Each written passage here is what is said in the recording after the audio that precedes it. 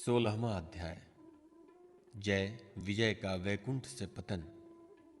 श्री ब्रह्मा जी ने कहा, देवगण, जब योगनिष्ठ सनकादि मुनियों ने इस प्रकार स्तुति की, तब वैकुंठ निवासी श्री हरि ने उनकी प्रशंसा करते हुए यह कहा। श्री भगवान ने कहा, मुनिगण, ये जय विजय मेरे पार्षद हैं। इन्होंने मेरी कुछ भी परवाह न करके आपका बहुत बड़ा अपराध किया है। आप लोग भी मेरे अनुगत भक्त हैं, अतः इस प्रकार मेरी ही अवज्ञा करने के कारण आपने इन्हें जो दंड दिया है वह मुझे भी अभिमत है। ब्राह्मण मेरे परम आराध्य हैं। मेरे अनुचरों के द्वारा आप लोग का जो तिरस्कार हुआ है उन्हें मैं अपना ही किया हुआ मानता हूं, इसलिए मैं आप लोगों से प्रसन्नता की भिक्षा मांगता हूं। सेवकों के अपराध करने पर संसार उनके स्वामी का ही नाम लेता है। यह अपयश उनकी कीर्ति को इस प्रकार दूषित कर देता है जैसे त्वचा को चर्म रोग। मेरी निर्मल सुयश सुधा में गोता लगाने से चांडाल्य प्रयत्न सारा जगत तुरंत पवित्र हो जाता है, इसलिए मैं वैकुंठ कहलाता हूं। किंतु यह पवित्र कीर्ति मुझे आप लोगों से ही प्राप्त हुई है, इसलिए जो कोई आपके विरुद्ध आचरण करेगा वह मेरी भुजा ही क्यों न हो, मैं उसे तुरंत काट डालूंगा। आप लोगों की सेवा करने से ही मेरी चरम रज को ऐसी पवित्रता प्राप्त हुई है, वह हमारे पापों को तत्काल नष्ट कर देती है। और मुझे ऐसा सुंदर स्वभाव मिला है कि मेरे उदासीन रहने पर भी लक्ष्मी जी मुझे एक क्षण के लिए भी नहीं छोड़ती। यद्यपि इन्हीं के लेश मात्र कृपा कटाक्ष के लिए अन्य ब्रह्मादि देवता नाना प्रकार के नियमों एवं व्रतों का पालन करते हैं, जो अपने संपूर्ण कर्म फल मुझे अर्पण कर सदा संतुष्ट रहते हैं। वे निष्काम ब्राह्मण ग्रास ग्रास पर तृप्त होते हुए घिसे तरह तरह के पकवानों का जब भोजन करते हैं, तब उनके मुख से मैं जैसा तृप्त होता हूँ, वैसा यज्ञ में अग्नि रूप मुख से यजमान की दी हुई आहुतियों को ग्रहण करके नहीं होता।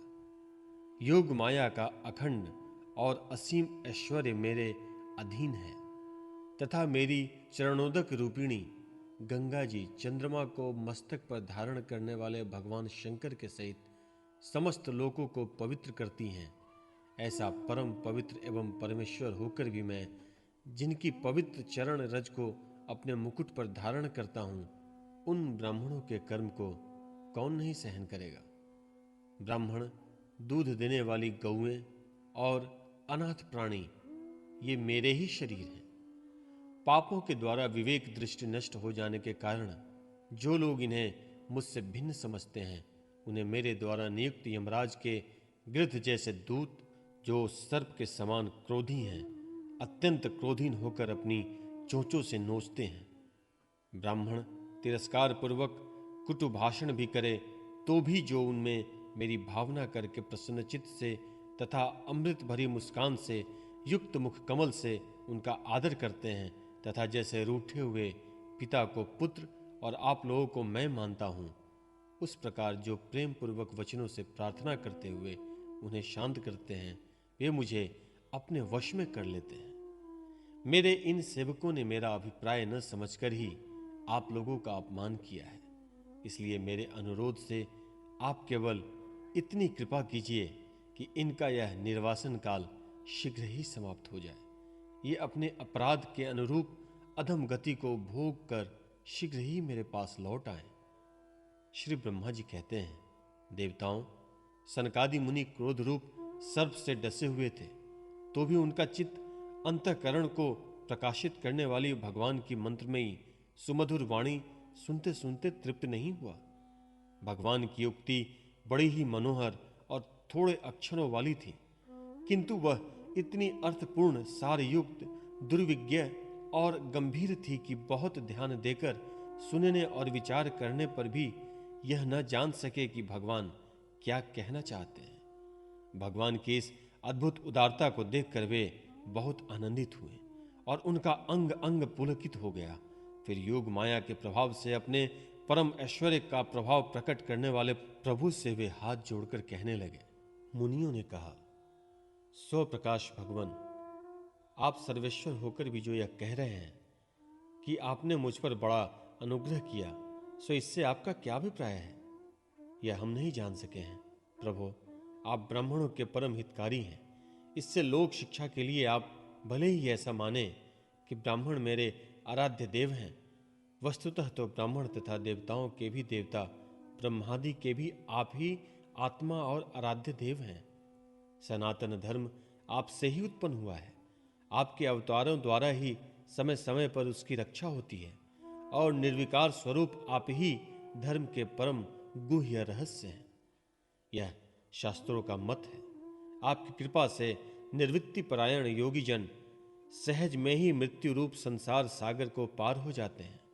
फिर भला दूसरा कोई आप पर क्या कृपा कर सकता है? भगवन, दूसरे अर्थार्थी जन जिनकी चरण रज को सर्वदा अपने मस्तक पर धारण करते हैं, वे लक्ष्मी जी निरंतर आपकी सेवा में लगी रहती हैं। सो ऐसा जान पड़ता है कि भाग्यवान भक्तजन आपके चरणों पर जो नूतन तुलसी की मालाएं अर्पण करते हैं, उन पर गुंजार करते हुए भौरों के समान वे भी आपके पाद पद्मों को ही अपना निवास स्थान बनाना चाहती हैं। किंतु अपने पवित्र चरित्रों से निरंतर सेवा में तत्पर रहने वाली उन लक्ष्मी जी का भी आप विशेष आदर नहीं करते। आप तो अपने भक्तों से ही विशेष प्रेम रखते हैं। आप स्वयं ही संपूर्ण भजनीय गुणों के आश्रय हैं। क्या जहां तहां विचरते हुए ब्राह्मणों के चरणों में लगने से पवित्र हुई मार्ग की धूलि और श्रीवत्स का चिन्ह आपको पवित्र कर सकते हैं? क्या इनसे आपकी शोभा बढ़ सकती है? भगवान, आप साक्षात धर्म स्वरूप हैं। आप सत्यादि तीनों युगों में प्रत्यक्ष रूप से विद्यमान रहते हैं तथा ब्राह्मण और देवताओं के लिए तप, शौच और दया अपने इन तीन चरणों से इस चराचर जगत की रक्षा करते हैं। जब आप अपनी शुद्ध सत्वमयी वरदायिनी मूर्ति से हमारे धर्म विरोधी रजोगुण तमोगुण को दूर कर दीजिए देव, यह ब्राह्मण कुल आपके द्वारा अवश्य रक्षणीय है। यदि साक्षात धर्म रूप होकर भी आप सुमधुर वाणी और पूजनादि के द्वारा इस उत्तम कुल की रक्षा न करें, तो आपका निश्चित किया हुआ कल्याण मार्ग ही नष्ट हो जाएगा। क्योंकि लोग तो श्रेष्ठ पुरुषों के आचरण को ही प्रमाण रूप से ग्रहण करता है। प्रभु, आप सत्व गुण की खान हैं और सभी जीवों का कल्याण करने के लिए ही उत्सुक हैं। इसी में आप अपनी शक्ति रूप राजा आदि के द्वारा धर्म के शत्रुओं का संहार करते हैं।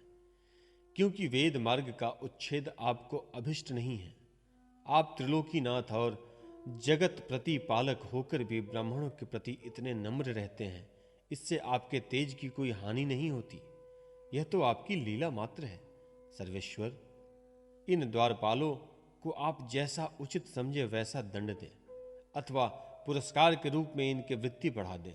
हम निष्कपट भाव से सब प्रकार आपसे सहमत हैं।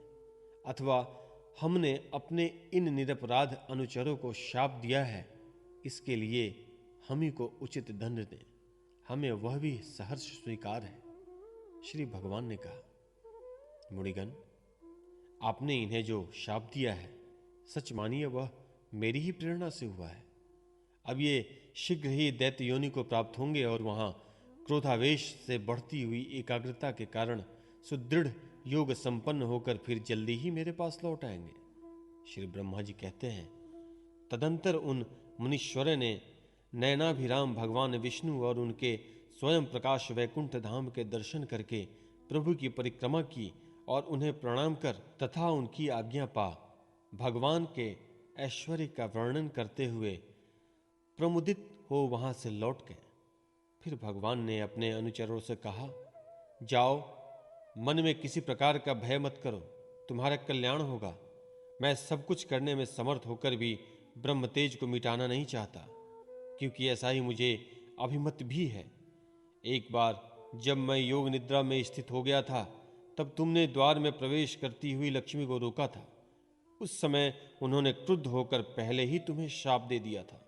अब दैत्य योनि में मेरे प्रति क्रोधाकार वृत्ति रहने से तुम्हें जो एकाग्रता होगी, उससे तुम इस विप्र तिरस्कार जनित पाप से मुक्त हो जाओगे और फिर थोड़े ही समय में मेरे पास लौट आओगे। द्वारपालों को इस प्रकार आज्ञा दे। भगवान ने विमानों की श्रेणियों से सुसज्जित अपने सर्वाधिक श्री संपन्न धाम में प्रवेश किया। वे देव श्रेष्ठ जय विजय तो ब्रह्म शाप के कारण उस उल्लंघनीय भगवत धाम में ही श्रीहीन हो गए थे तथा उनका सारा गर्व गलित हो गया था। पुत्रों, फिर जब वे वैकुंठ लोक से गिरने लगे तब वहां श्रेष्ठ विमानों पर बैठे हुए वैकुंठ वासियों में महान हाहाकार मच गया।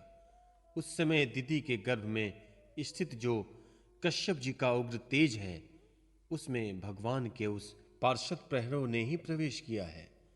उन दोनों असुरों के तेज से तुम सबका तेज फीका पड़ गया है। इस समय भगवान ऐसा ही करना चाहते हैं। जो आदि पुरुष संसार की उत्पत्ति, स्थिति और लय के कारण हैं, जिनकी योग माया को बड़े बड़े योगी जन भी बड़ी कठिनता से पार कर पाते हैं, वे सत्वादि तीनों गुणों के नियंता श्री हरि ही हमारा कल्याण करेंगे। अब इस विषय में हमारे विशेष विचार करने से क्या लाभ हो सकता है? 17वां अध्याय हिरण्यकशिपु और हिरण्याक्ष का जन्म तथा हिरण्याक्ष की दिग्विजय। श्री मैत्रेय जी ने कहा, विदुर जी, ब्रह्मा जी के कहने से अंधकार का कारण जानकर देवताओं की शंका निवृत्त हो गई और फिर वे स्वर्ग लोक को लौट आए। इधर दिति को अपने पतिदेव के कथानुसार पुत्रों की ओर से उपद्रवादी की आशंका बनी रहती थी। इसलिए जब पूरे 100 वर्ष बीत गए तब उस साध्वी ने 2 यमज जुड़वे पुत्र उत्पन्न किए। उनके जन्म लेते समय स्वर्ग, पृथ्वी और अंतरिक्ष में अनेकों उत्पात होने लगे, जिनसे लोग अत्यंत भयभीत हो गए। जहां तहां पृथ्वी और पर्वत कांपने लगे, सब दिशाओं में दाह होने लगा, जगह जगह उल्कापात होने लगा, बिजलियां गिरने लगीं और आकाश में अनिष्टक सूचक धूमकेतु, पुच्छल तारे दिखाई देने लगे। बार बार साए साए करती और बड़े बड़े वृक्षों को उखाड़ती हुई बड़ी विकट और असह्य वायु चलने लगी। उस समय आंधी उनकी सेना और उड़ती हुई धूल ध्वज के समान जान पड़ती थी। बिजली जोर जोर से चमककर मानो खिलखिला रही थी। घटाओं ने ऐसा सघन रूप धारण किया कि सूर्य, चंद्र आदि ग्रहों के लुप्त हो जाने से आकाश में गहरा अंधेरा छा गया।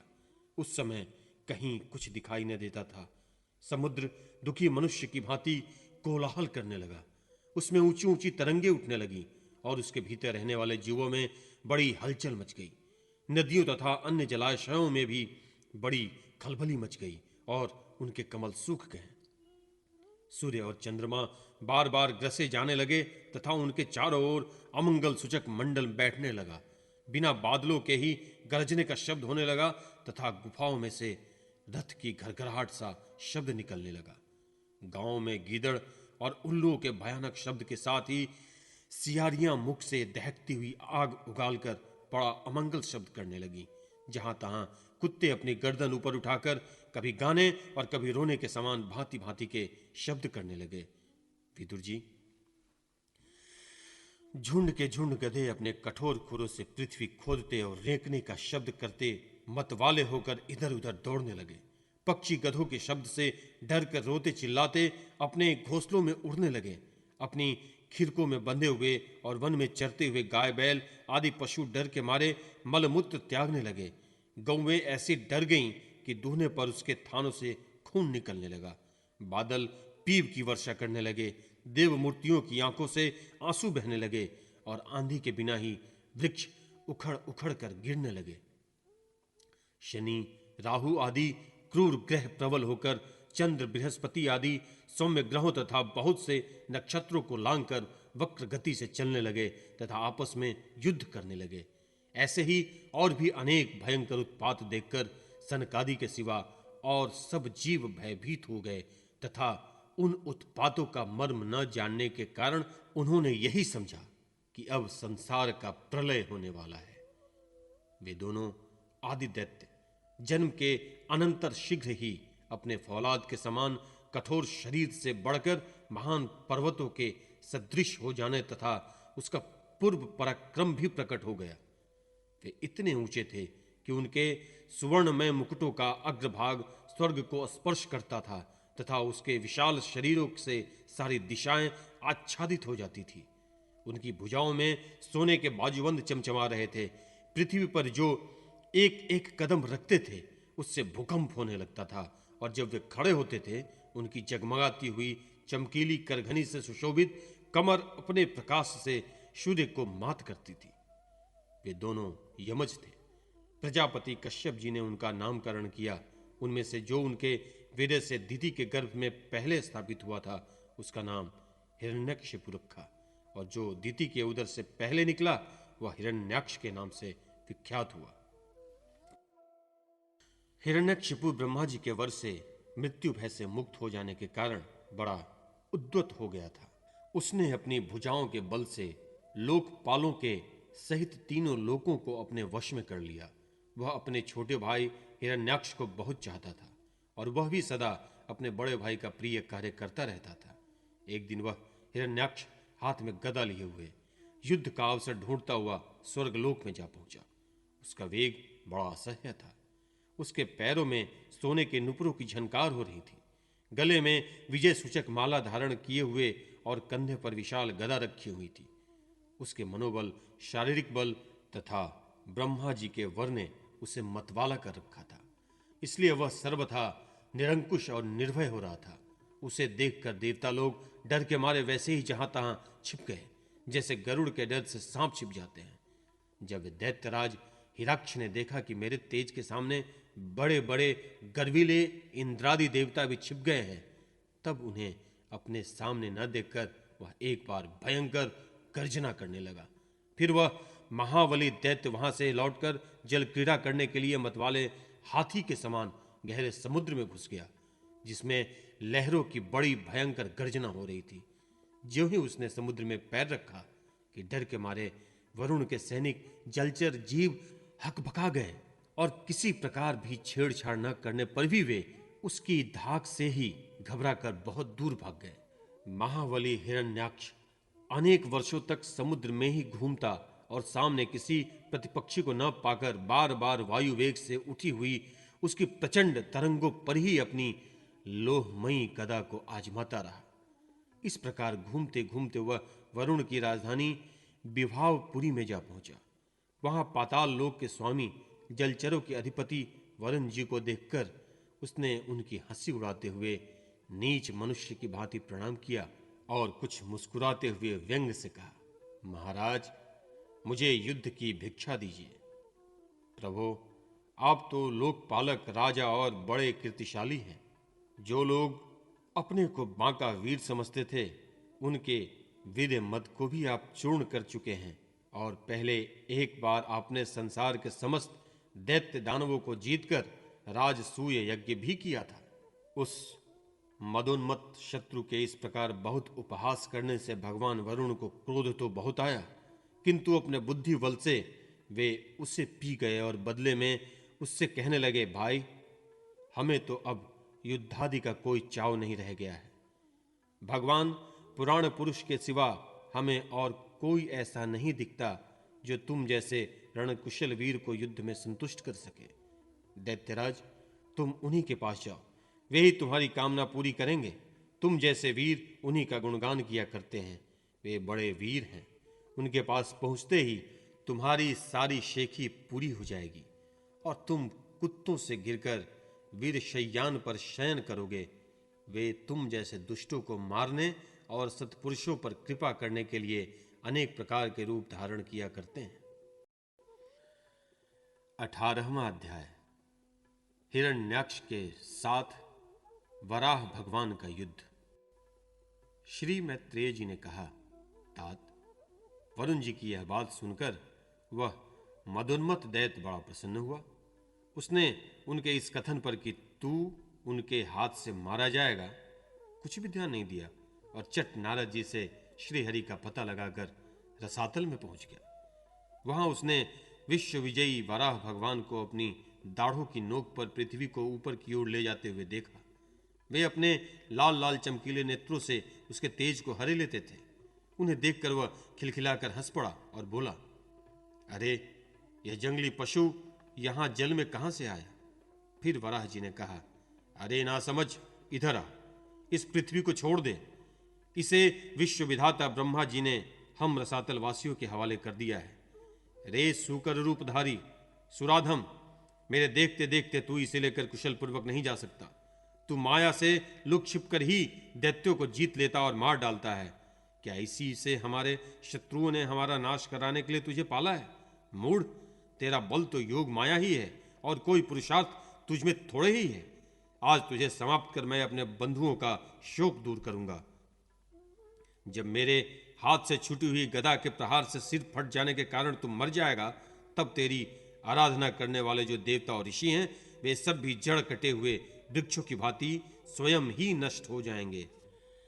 हिरण्याक्ष भगवान को दुर्वचन बाणों से छेदे जा रहा था, परंतु उन्होंने दांत की नोक पर स्थित पृथ्वी को भयभीत देखकर वह चोट सह ली तथा जल से उसी प्रकार बाहर निकल आए जैसे ग्राह की चोट खाकर हथनी सहित गजराज। जब उसकी चुनौती का कोई उत्तर न देकर वे जल से बाहर आने लगे, तब ग्राह जैसे गज का पीछा करता है, उसी प्रकार पीले केश और तीखी दाढ़ों वाले उस दैत्य ने उनका पीछा किया तथा ब्रज के समान कड़क कर वह कहने लगा, तुझे भागने में लज्जा नहीं आती? सच है, असत पुरुषों के लिए कौन सा काम न करने योग्य है। भगवान ने पृथ्वी से ले जाकर जल के ऊपर व्यवहार योग्य स्थान में स्थित कर दिया और उसने अपनी आधार शक्ति का संचार किया। उस समय हिरण्याक्ष के सामने ही ब्रह्मा जी ने उनकी स्तुति की और देवताओं ने फूल बरसाए। तब श्री हरि ने बड़ी भारी गदा लिए अपने पीछे आ रहे हिरण्याक्ष से, जो सोने के आभूषण और अद्भुत कवच धारण किए हुए था तथा अपने कटु वाक्यों से उन्हें निरंतर मर्माहत कर रहा था, अत्यंत क्रोध पूर्वक हंसते हुए कहा। श्री भगवान जी ने कहा, अरे सचमुच ही हम जंगली जीव हैं, जो तुझ जैसे ग्राह सिंहों कुत्तों को ढूंढते फिरते हैं। दुष्ट, वीर पुरुष तुझ जैसे मृत्यु पाश में बंधे हुए अभागे जीवों की आत्मश्लाघात पर ध्यान नहीं देते। हां, हम रसातल वासियों की धरोहर चुराकर और लज्जा छोड़कर तेरी गदा के भय से यहां भाग आए हैं। हमें ऐसी सामर्थ्य कहां कि तेरे जैसे अद्वितीय वीर के सामने युद्ध में ठहर सके। फिर भी हम जैसे तैसे तेरे सामने खड़े हैं। तुझ जैसे बलवानों से वैर बांधकर हम जा भी कहां सकते हैं। तू पैदल वीरों का सरदार है, इसलिए अब निशंक होकर उधेड़ बुन छोड़कर हमारा अनिष्ट करने का प्रयत्न कर, हमें मारकर अपने भाई बंधुओं के आंसू पोंछ। अब इसमें देर न कर। जो अपनी प्रतिज्ञा का पालन नहीं करता, वह असभ्य भले आदमियों के बैठने लायक नहीं है। मैत्री जी कहते हैं, विदुर जी, जब भगवान ने रोष से उस दैत्य का इस प्रकार खूब उपहास और तिरस्कार किया, तब वह पकड़कर खिलाए जाते हुए सर्प के समान क्रोध से तिलमिला उठा। वह खींचकर लंबी लंबी सांसें लेने लगा। उसकी इंद्रियां क्रोध से क्षुब्ध हो उठी और उस दुष्ट दैत्य ने बड़े वेग से लपककर भगवान पर गदा का प्रहार किया, किंतु भगवान ने अपनी छाती पर चलाई हुई शत्रु की गदा के प्रहार को कुछ टेढ़े होकर बचा लिया। ठीक वैसे ही जैसे योग सिद्ध पुरुष मृत्यु के आक्रमण से अपने को बचा लेता है। फिर जब वह क्रोध से होठ चबाता अपनी गदा लेकर बार बार घुमाने लगा, तब श्रीहरि कुपित होकर बड़े वेग से उसकी ओर झपटे। सौम्य स्वभाव विदुर जी, तब प्रभु ने शत्रु की दाईं भौं पर गदा की चोट की, किंतु गदा युद्ध में कुशल हिरण्याक्ष ने उसे बीच में ही अपनी गदा पर ले लिया। इस प्रकार श्री हरि और हिरण्याक्ष एक दूसरे को जीतने की इच्छा से अत्यंत क्रुद्ध होकर आपस में अपनी भारी गदाओं से प्रहार करने लगे। उस समय उन दोनों में ही जीतने की होड़ लग गई। दोनों के ही अंग गदाओं की चोटों से घायल हो गए। अपने अंगों के घावों से बहने वाले रुधिर की गंध से दोनों का ही क्रोध बढ़ रहा था और ये दोनों ही तरह तरह के पैतरे बदल रहे थे। इस प्रकार गौ के लिए आपस में लड़ने वाले दो सांडों के समान उन दोनों में एक दूसरे को जीतने की इच्छा से बड़ा भयंकर युद्ध हुआ। विदुर जी, जब इस प्रकार हिरण्याक्ष और माया से वराह रूप धारण करने वाले भगवान यज्ञ मूर्ति पृथ्वी के लिए द्वेष बांधकर युद्ध करने लगे, तब उन्हें देखने के लिए वहां ऋषियों के सहित ब्रह्मा जी आए। वे हजारों ऋषियों से घिरे हुए थे। जब उन्होंने देखा कि वह दैत्य बड़ा शूरवीर है, उसमें भय का नाम भी नहीं है, वह मुकाबला करने में भी समर्थ है और उसके पराक्रमों को चूर्ण करना बड़ा कठिन काम है, तब वे भगवान आदि सूकर रूप नारायण से इस प्रकार कहने लगे। श्री ब्रह्मा जी ने कहा, देव, मुझसे वर पाकर यह दुष्ट दैत्य बड़ा प्रबल हो गया है। इस समय यह आपके चरणों की शरण में रहने वाले देवताओं, ब्राह्मणों, गौवों तथा अन्य निरपराध जीवों को बहुत ही हानि पहुंचाने वाला, दुखदाई और भयप्रद हो रहा है। इसकी जोड़ का और कोई योद्धा नहीं है, इसलिए यह महाकंटक अपना मुकाबला करने वाले वीर की खोज में समस्त लोकों में घूम रहा है। यह दुष्ट बड़ा ही मायावी, घमंडी और निरंकुश है। बच्चा जिस प्रकार क्रुद्ध हुए सर्प से खेलता है, वैसे ही आप इससे खिलवाड़ न करें। देव अच्युत, जब तक यह दारुण दैत्य अपनी बल वृद्धि की वेला को पाकर प्रबल हो रहा है, उससे पहले पहले ही आप अपनी योग माया को स्वीकार करके इस पापी को मार डालिए। प्रभु देखिए, लोगों का संहार करने वाली संध्या की भयंकर वेला आना ही चाहती है। सर्वात्मन, आप उससे पहले ही इस असुर को मार कर देवताओं को विजय प्रदान कीजिए। इस समय अभिजित नामक मंगलमय मुहूर्त का भी योग हो रहा है, अतः अपने सुहृदय हम लोगों के कल्याण के लिए शीघ्र ही इस दुर्जय दैत्य से निपट लीजिए। प्रभु, इसकी मृत्यु आपके ही हाथ बदी है। हम लोगों के बड़े सौभाग्य हैं कि वह स्वयं ही अपने काल रूप आपके पास आ पहुंचा है। अब आप युद्ध में बलपूर्वक इसे मारकर लोगों को शांति प्रदान कीजिए। 19वां अध्याय, हिरण्याक्ष वध। मैत्रेय जी कहते हैं, विदुर जी, ब्रह्मा जी के ये भोलेपन पर मुस्कुराकर अपने प्रेम पूर्ण कटाक्ष के द्वारा कपट रहित अमृतमय वचन सुनकर भगवान ने उनकी प्रार्थना स्वीकार कर ली।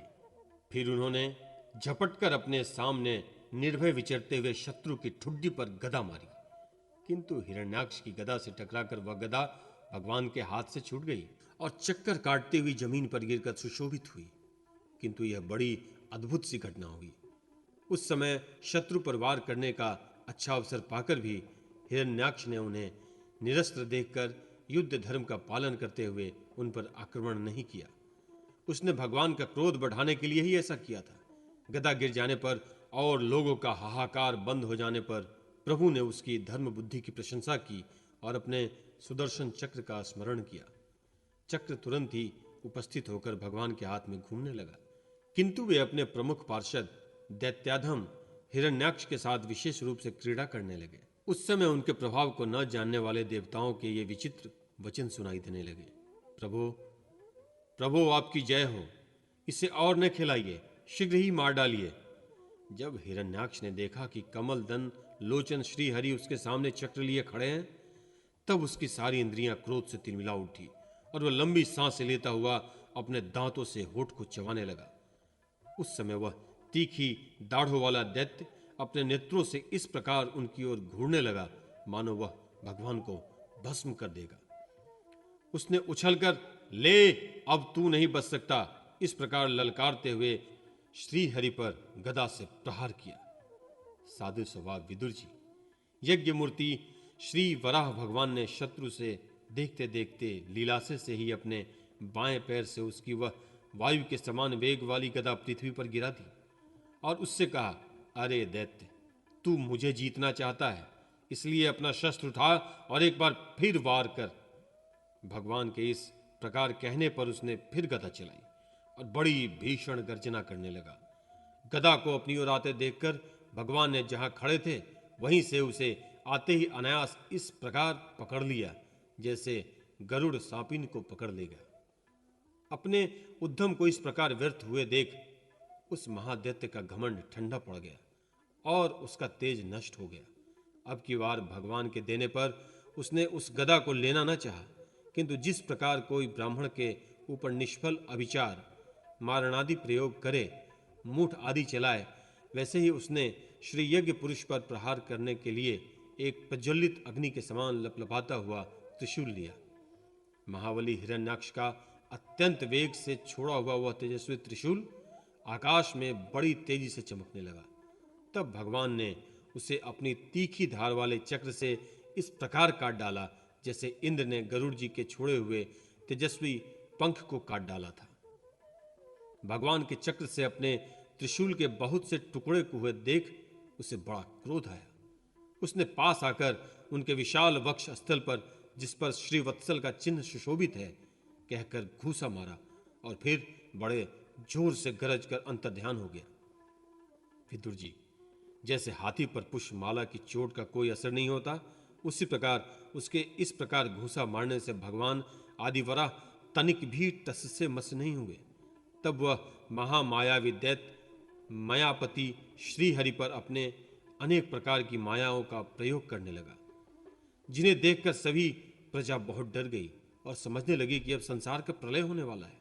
बड़ी प्रचंड आंधी चलने लगी, जिसके कारण धूल से सब ओर अंधकार छा गया।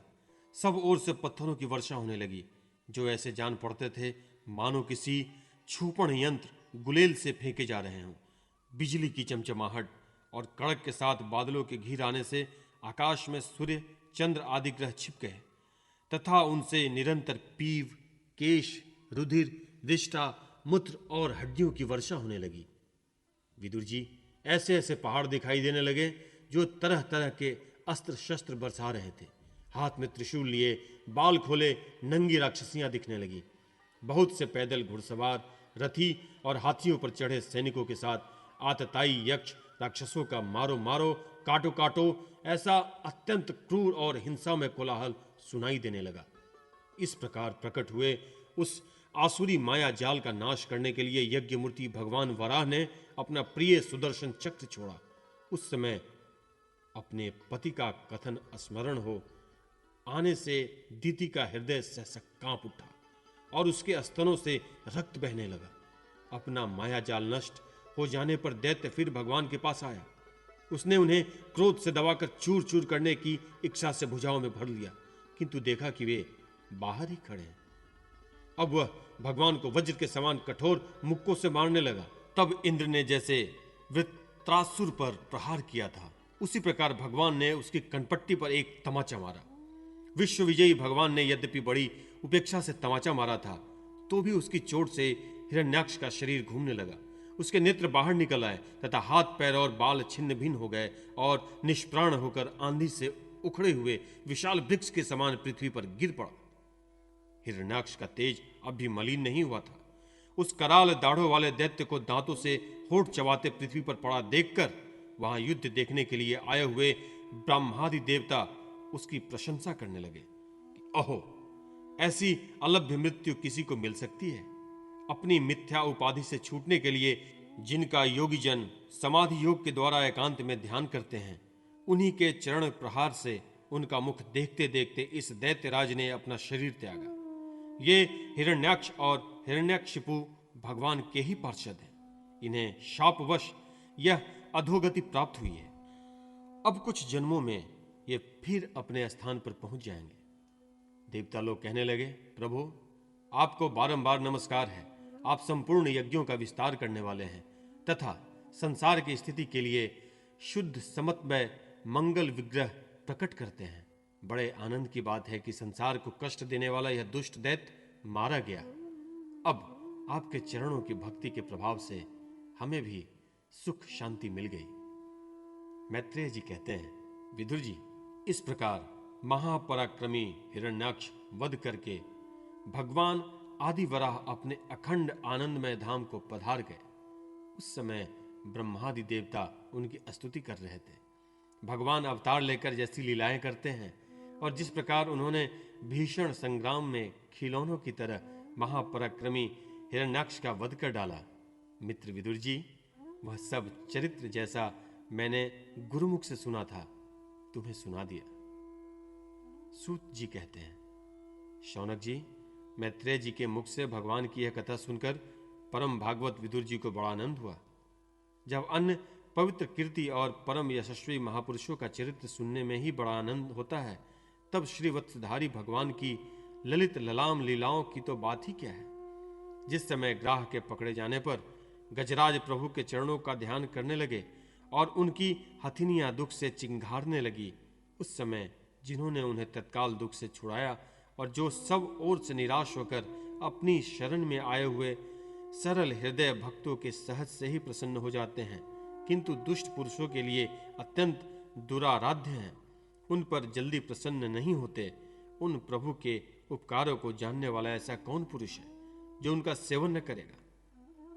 शौनक आदि ऋषियों पृथ्वी का उद्धार करने के लिए वराह रूप धारण करने वाले श्री हरि इस हिरण्याक्ष वध नामक परम अद्भुत लीला को जो पुरुष सुनता, गाता अथवा अनुमोद करता है, वह ब्रह्म हत्या जैसे घोर पाप से भी सहज में ही छूट जाता है।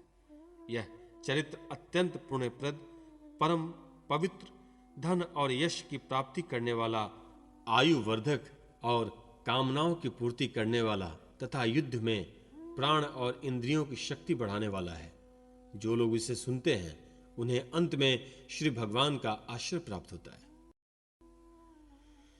20वां अध्याय, ब्रह्मा जी की रची हुई अनेक प्रकार की सृष्टि का वर्णन। शौनक जी कहते हैं, सूत जी, पृथ्वी रूप आधार पाकर स्वयंभुव मनु ने आगे होने वाली संतति को उत्पन्न करने के लिए किन किन उपायों का अवलंबन किया।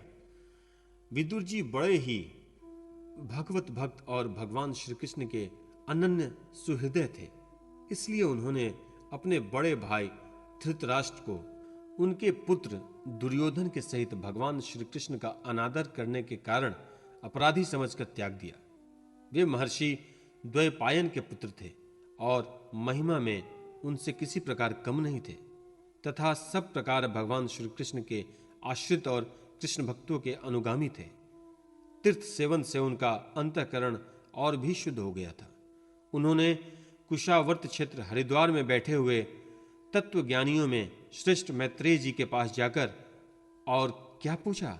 सूत जी, उन दोनों में वार्तालाप होने पर श्री हरि के चरणों से संबंध रखने वाली बड़ी पवित्र कथाएं हुई होंगी, जो उन्हीं चरणों से निकलते हुए गंगाजल के समान संपूर्ण पापों का नाश करने वाली होंगी। सूत जी, आपका मंगल हो। आप हमें भगवान की ये पवित्र कथाएं सुनाइए। प्रभु के उदार चरित्र तो कीर्तन करने योग्य होते हैं। भला ऐसा कौन रसिक होगा जो श्री हरि के लीलामृत का पान करते करते तृप्त हो जाए? नैमी शारण्यवासी मुनियों के इस प्रकार पूछने पर उग्र श्रवा सूत जी ने भगवान में चित्त लगाकर उनसे कहा, सुनिए। सूत जी ने कहा, मुनिगण, अपनी माया से वराह रूप धारण करने वाले श्री हरि की रसातल से पृथ्वी को निकालने और खेल में ही तिरस्कार पूर्वक हिरण्याक्ष को मार डालने की लीला सुनकर विदुर जी को बड़ा आनंद हुआ और उन्होंने मुनिवर मैत्रेय जी से कहा। विदुर जी ने कहा, ब्राह्मण, आप परोक्ष विषय को भी जानने वाले हैं, अतः यह बतलाइए कि प्रजापतियों के पति श्री ब्रह्मा जी ने मरीच आदि प्रजापतियों को उत्पन्न करके फिर सृष्टि को बढ़ाने के लिए क्या किया? मरीच आदि मुनीश्वरों और स्वयंभू मनु ने ब्रह्मा जी की आज्ञा से किस प्रकार प्रजा की वृद्धि की?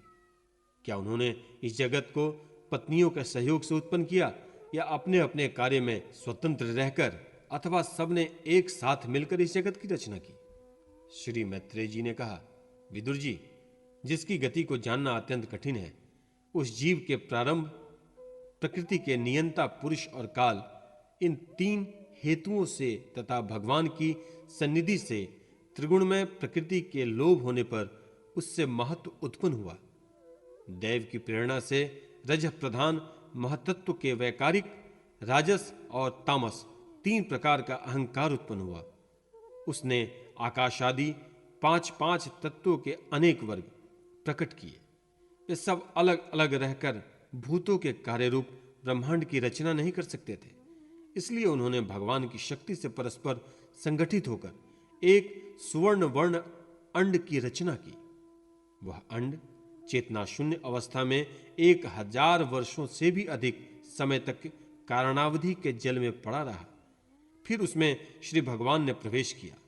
उसमें अधिष्ठित होने पर उनकी नाभि से सहस्त्र सूर्यों के समान अत्यंत देदीप्यमान एक कमल प्रकट हुआ, जो संपूर्ण जीव समुदाय का आश्रय था। उसी से स्वयं ब्रह्मा जी का भी आविर्भाव हुआ है। जब ब्रह्मांड के गर्भ रूप जल में शयन करने वाले श्री नारायण देव ने ब्रह्मा जी के अंतःकरण में प्रवेश किया, तब वे पूर्व कल्पों में अपने ही द्वारा निश्चित की हुई नाम रूपमयी व्यवस्था के अनुसार लोकों की रचना करने लगे। सबसे पहले उन्होंने अपनी छाया से तामिस्त्र, अंधर तामिस्त्र, तम, मोह और महामोह यूं 5 प्रकार की अविधा उत्पन्न की। ब्रह्मा जी को अपना वह तमोमय शरीर अच्छा नहीं लगा, अतः उन्होंने उसे त्याग दिया। तब जिससे भूख प्यास की उत्पत्ति होती है, ऐसे रात्रि रूप उस शरीर को उसी से उत्पन्न हुए यक्ष और राक्षसों ने ग्रहण कर लिया।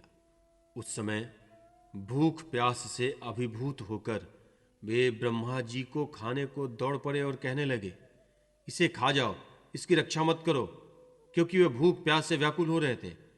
ब्रह्मा जी ने घबराकर उनसे कहा, अरे यक्ष राक्षसों, तुम मेरी संतान हो, इसलिए मुझे भक्षण मत करो, मेरी रक्षा करो। उनमें से जिन्होंने कहा खा जाओ वे यक्ष हुए, और जिन्होंने कहा रक्षा मत करो वे राक्षस कहलाए। फिर ब्रह्मा जी ने सात्विकी प्रभा से देदीप्यमान होकर मुख्य मुख्य देवताओं की रचना की। उन्होंने क्रीड़ा करते हुए ब्रह्मा जी के त्यागने पर उनका वह दिन रूप प्रकाश में शरीर ग्रहण किया।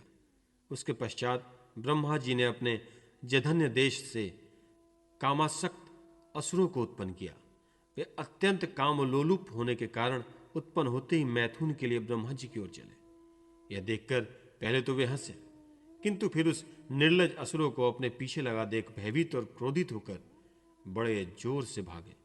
तब उन्होंने भक्तों पर कृपा करने के लिए उनकी भावना के अनुसार दर्शन देने वाले शरणागत वत्सल वरदायक श्री हरि के पास जाकर कहा, परमात्मन मेरी रक्षा कीजिए।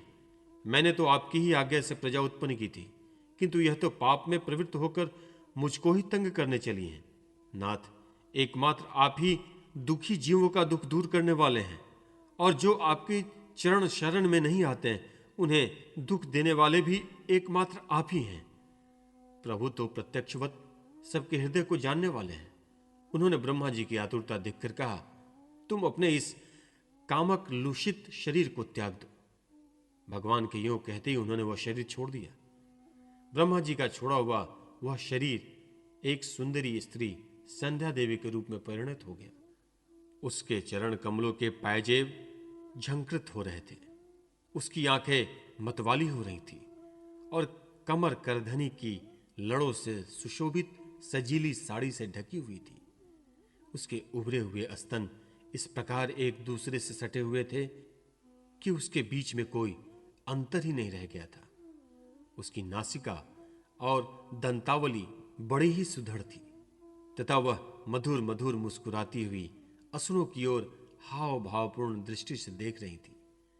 वह नीली नीली अलकावली से सुशोभित सुकुमारी मानो लज्जा के मारे अपने अच्चल में ही सिमटी जाती थी। विदुर जी, उस सुंदरी को देखकर सब के सब असुर मोहित हो गए। अहो, इसका कैसा विचित्र रूप, कैसा अलौकिक धैर्य और कैसी नई अवस्था है। देखो, हम काम पीड़ितों के बीच में यह कैसी बेपरवाह सी विचर रही है। इस प्रकार उस कुबुद्धि दैत्यों ने स्त्री रूपिणी संध्या के विषय में तरह तरह के तर्क वितर्क करके फिर उसका बहुत आदर करते हुए प्रेम पूर्वक पूछा, सुंदरी, तुम कौन हो और किसकी पुत्री हो? भामिनी, यहां तुम्हारे आने का क्या प्रयोजन है? तुम अपने अनूप रूप का यह बेमोल सौदा दिखाकर हम अभागों को क्यों तरसा रही हो? अबले, तुम कोई भी क्यों न हो, हमें तुम्हारा दर्शन हुआ, यह बड़े सौभाग्य की बात है। तुम अपनी गेंद उछाल उछाल कर तो हम दर्शकों के मन को मथे डालती हो। सुंदरी, जब तुम उछलती हुई गेंद पर अपनी हथेलियों की थपकी मारती हो, तब तुम्हारा चरण कमल एक जगह नहीं ठहरता। तुम्हारा कटि प्रदेश स्थूल स्तनों के भार से थक सा जाता है और तुम्हारी निर्मल दृष्टि से भी थकावट झलकने लगती है। अहो, तुम्हारा केशपास कैसा सुंदर है। इस प्रकार स्त्री रूप से प्रकट हुई उस सायकालीन संध्या ने उन्हें अत्यंत कामासक्त कर दिया और उन मूढ़ों ने उन्हें कोई रमणी रत्न समझकर ग्रहण कर लिया।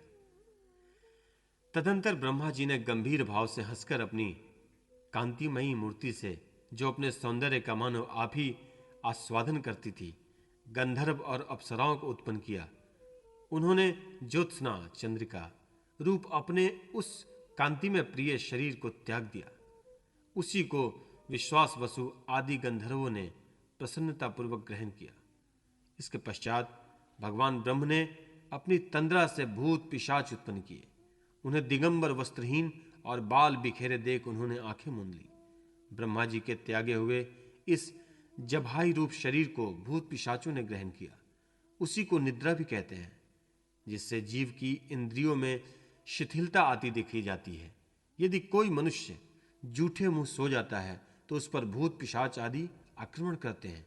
उसी को उन्माद कहते हैं। फिर भगवान ब्रह्मा ने भावना की कि मैं तेजोमय हूं और अपने अदृश्य रूप से साध्य गण और पितृगण को उत्पन्न किया। पितरों ने अपनी उत्पत्ति के स्थान उस अदृश्य शरीर को ग्रहण कर लिया है।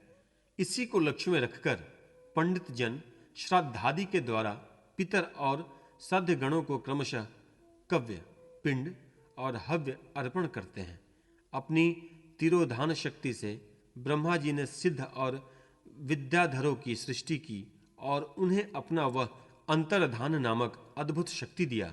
एक बार ब्रह्मा जी ने अपना प्रतिबिंब देखा, तब अपने को बहुत सुंदर मानकर उस प्रतिबिंब से किन्नर और किम पुरुष उत्पन्न किए। उन्होंने ब्रह्मा जी के त्याग देने पर उसका वह प्रतिबिंब शरीर ग्रहण किया। इसलिए वे सब उषः काल के अपने पत्नियों के साथ मिलकर ब्रह्मा जी के गुण कार्मादि का गान किया करते हैं। एक बार ब्रह्मा जी सृष्टि की विधि न होने के कारण बहुत चिंतित होकर हाथ पैर आदि अवयवों को फैलाकर लेट गए और फिर क्रोधवश उस भोगमय शरीर को त्याग दिया। उससे जो बाल झड़कर गिरे वे अहि हुए तथा उसके हाथ पैर सिकोड़ कर चलने से क्रूर स्वभाव सर्प और नाग हुए, जिनका शरीर फण रूप से कंधे के पास बहुत फैला होता है। एक बार ब्रह्मा जी ने अपने को कृतकृत्य सा अनुभव किया। उस समय अंत में उन्होंने अपने मन से मनुओं की सृष्टि की। ये सब प्रजा की वृद्धि करने वाले हैं। मनस्वी ब्रह्मा जी ने उनके लिए अपना पुरुषाकार शरीर त्याग दिया। मनुओं को देखकर उनसे पहले उत्पन्न हुए देवता गंधर्वादी ब्रह्मा जी की स्तुति करने लगे। वे बोले, विश्वकर्ता ब्रह्मा जी, आपकी यह मनुओं की सृष्टि बड़ी ही सुंदर है। इसमें अग्निहोत्र आदि सभी कर्म प्रतिष्ठित हैं। इसकी सहायता से हम भी अपना अन्न हविर्भाग ग्रहण कर सकेंगे। फिर आदि ऋषि ब्रह्मा जी ने इंद्रिय संयम पूर्वक तप, विद्या, योग और समाधि से संपन्न हो अपनी प्रिय संतान ऋषिगण की रचना की और उनमें से प्रत्येक को अपने समाधि योग, ऐश्वर्य, तप, विद्या और वैराग्य में शरीर का अंश दिया। 21वां अध्याय। कर्दमजी की तपस्या और भगवान का वरदान। विदुर जी ने पूछा, भगवान, स्वयंभू मनु का वंश बड़ा आदरणीय माना गया है। उनमें मैथुन्य धर्म द्वारा प्रजा की वृद्धि हुई है। अब आप मुझे उसी की कथा सुनाइए। ब्राह्मण, आपने कहा कि स्वयंभुव मनु के पुत्र प्रियव्रत और उत्तानपाद ने 7 द्वीपे वाली पृथ्वी का धर्म पूर्वक पालन किया था तथा उनकी पुत्री जो देवहूति नाम से विख्यात थी, कर्दम प्रजापति को ब्याही गई थी। देवहूति योग के लक्षण यमादि से संपन्न थी। उससे महायोगी कर्दम जी ने कितनी संतानें उत्पन्न की, वह सब प्रसंग आप मुझे सुनाइए। मुझे उसको सुनने की बड़ी इच्छा है। इसी प्रकार भगवान रुचि और ब्रह्मा जी के पुत्र दक्ष प्रजापति ने भी मुनि जी की कन्याओं का परिग्रहण करके उनसे किस प्रकार क्या क्या संतान उत्पन्न की, यह सब चरित्र भी मुझे सुनाइए। मैत्रेय जी ने कहा, विदुर जी, जब ब्रह्मा जी ने भगवान कर्दम को आज्ञा दी कि तुम संतान की उत्पत्ति करो, तो उन्होंने 10,000 वर्षों तक सरस्वती नदी के तीर पर तपस्या की। वे एकाग्रचित्त से प्रेम पूर्वक पूजनोपचार द्वारा शरणागत वरदायक श्री हरि की आराधना करने लगे। तब सत्य युग के आरंभ में कमल नयन भगवान श्री हरि ने उनकी तपस्या से प्रसन्न होकर उन्हें अपने शब्द ब्रह्म स्वरूप से मूर्तिमान होकर दर्शन दिए। भगवान की वह भव्य मूर्ति सूर्य के समान तेजोमयी थी। वे गले में श्वेत कमल और कुमुद के फूलों की माला धारण किए हुए थे। मुख कमल नीली और चिकनी अलकावली से सुशोभित था। वे निर्मल वस्त्र धारण किए हुए थे। सिर पर झिलमिलाता हुआ सुवर्णमय मुकुट, कानों में जगमगाते हुए कुंडल और कर कमलों में शंख, चक्र, गदा आदि आयुध विराजमान थे। उनके एक हाथ में क्रीड़ा के लिए श्वेत कमल सुशोभित था। प्रभु की मधुर मुस्कान भरी चितवन चित्त को चुराए लेती थी। उनके चरण कमल गरुड़ जी के कंधों पर विराजमान थे तथा वक्ष स्थल में श्री लक्ष्मी जी और कंठ में कौस्तुभ मणि सुशोभित थी। प्रभु की इस आकाश स्थित मनोहर मूर्ति का दर्शन करके करमत जी को बड़ा हर्ष हुआ, मानो उनकी सभी कामनाएं पूर्ण हो गईं। उन्होंने सानंद हृदय से पृथ्वी पर सिर टेक कर भगवान को साष्टांग प्रणाम किया और फिर प्रेम प्रवण चित्त से हाथ जोड़कर सुमधुर वाणी से वे उनकी स्तुति करने लगे। करमत जी ने कहा, स्तुति करने योग्य परमेश्वर, आप संपूर्ण सत्व गुण के आधार हैं। योगी जन उत्तरोत्तर शुभ योनियों में जन्म लेकर अंत में योगस्थ होने पर आपके दर्शनों की इच्छा करते हैं। आज आपका वही दर्शन पाकर हमें नेत्रों का फल मिल गया। आपके चरण कमल भवसागर से पार जाने के लिए जहाज है। जिनकी बुद्धि आपकी माया से मारी गई है, वे ही उन तुच्छ क्षणिक विषय सुखों के लिए जो नरक में भी मिल सकते हैं, उन चरणों का आश्रय लेते हैं। किंतु स्वामिन, आप तो उन्हें वे विषय भोग भी देते रहते हैं। प्रभु, आप कल्प वृक्ष हैं। आपके चरण समस्त मनोरथों को पूर्ण करने वाले हैं। मेरा हृदय काम कलुषित है। मैं भी अपने अनुरूप स्वभाव वाली और गृहस्थ धर्म के पालक में सहायक शीलवती कन्या से विवाह करने के लिए आपके चरण कमलों की शरण में आया हूं। सर्वेश्वर, आप संपूर्ण लोकों के अधिपति हैं। नाना प्रकार की कामनाओं में फंसा हुआ यह लोक आपकी वेदवाणी रूप डोरी में बंधा है। धर्म मूर्ते, उसी का अनुगमन करता हुआ मैं भी काल रूप आपको आज्ञा पालन रूप पूजोपहारादि समर्पित करता हूं। प्रभु, आपके भक्त विषयाक्त लोगों और उन्हीं के मार्ग का अनुसरण करने वाले मुझ जैसे कर्मजड पशुओं का कुछ भी न गिनकर आपके चरणों की छत्र छाया का ही आश्रय लेते हैं तथा परस्पर आपके गुणगान रूप मादक सुधा का ही पान करके अपने क्षुधा पिपिसादी देह धर्म को शांत करते रहते हैं। प्रभु, यह काल चक्र बड़ा प्रबल है। साक्षात ब्रह्म ही इसके घूमने की धुरी है। अधिक मास सहित 13 महीने अरे हैं, 360 दिन जोड़ हैं, 6 ऋतुएं नेमी हाल हैं, अनंत क्षण पल आदि इसमें पत्राकार धाराएं हैं तथा 3 चातुर्माय इसके आधारभूत नाभि हैं। यह अत्यंत वेगवान संवत् स्वरूप कालचक्र चराचर जगत की आयु का छेदन करता हुआ घूमता रहता है, किंतु आपके भक्तों की आयु का ह्रास नहीं कर सकता। भगवान, जिस प्रकार मकड़ी स्वयं ही जाले को फैलाती हैं, उसकी रक्षा करती हैं और अंत में उसे निगल जाती हैं, उसी प्रकार आप अकेले ही जगत की रचना करने के लिए अपने से अभिन्न अपनी योग माया को स्वीकार कर उससे अभिव्यक्त हुई अपनी सत्वादि शक्तियों द्वारा स्वयं ही इस जगत की रचना, पालन और संहार करते हैं। प्रभु, इस समय आपने हमें अपनी तुलसी माला मंडित माया से परिच्छिन्न सी दिखाई देने वाली सुगुण मूर्ति के दर्शन दिए हैं। आप हम भक्तों को जो शब्दादि विषय सुख प्रदान करते हैं, वे माइक होने के कारण यद्यपि आपको पसंद नहीं है, तथापि परिणाम में हमारा शुभ करने के लिए वे हमें प्राप्त हो।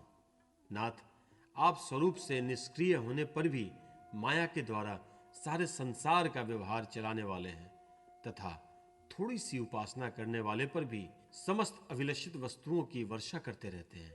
आपके चरण कमल वंदनीय हैं। मैं आपको बार बार नमस्कार करता हूं। मैत्रेय जी कहते हैं, भगवान की भौवें प्रणय मुस्कान भरी चितवन से चंचल हो रही थी। वे गरुड़ जी के कंधे पर विराजमान थे। जब करदम जी ने इस प्रकार निष्कपट भाव से उनकी स्तुति की, तब वे उनसे अमृतमयी वाणी में कहने लगे। श्री भगवान ने कहा, जिसके लिए तुमने आत्म संयम आदि के द्वारा मेरी आराधना की है, तुम्हारे हृदय के उस भाव को जानकर मैं पहले से ही उसकी व्यवस्था कर दी है। प्रजापते, मेरी आराधना तो कभी भी निष्फल नहीं होती। फिर जिसका चित्त निरंतर एकांत रूप में मुझसे ही लगा रहता है, उन तुम जैसे महात्माओं के द्वारा की हुई उपासना का तो और भी अधिक फल होता है। प्रसिद्ध यशस्वी सम्राट स्वयंभु मनु ब्रह्मावर्त में रहकर 7 समुद्र वाली सारी पृथ्वी का शासन करते हैं। विप्रवर, वे परम धर्मज्ञ महाराज महारानी शतरूपा के साथ तुमसे मिलने के लिए परसों यहां आएंगे। उनकी एक रूप यौवनशील और गुणों से संपन्न श्याम लोचना कन्या इस समय विवाह के योग्य है। प्रजापते, तुम सर्वथा उनके योग्य हो, इसलिए वे तुम्ही को वह कन्या अर्पण करेंगे। ब्राह्मण, गत अनेक वर्षों से तुम्हारा चित्त जैसे मारिया के लिए समाहित रहा है, अब शीघ्र ही वह राजकन्या तुम्हारी वैसी ही पत्नी होकर यथेष्ट सेवा करेंगी।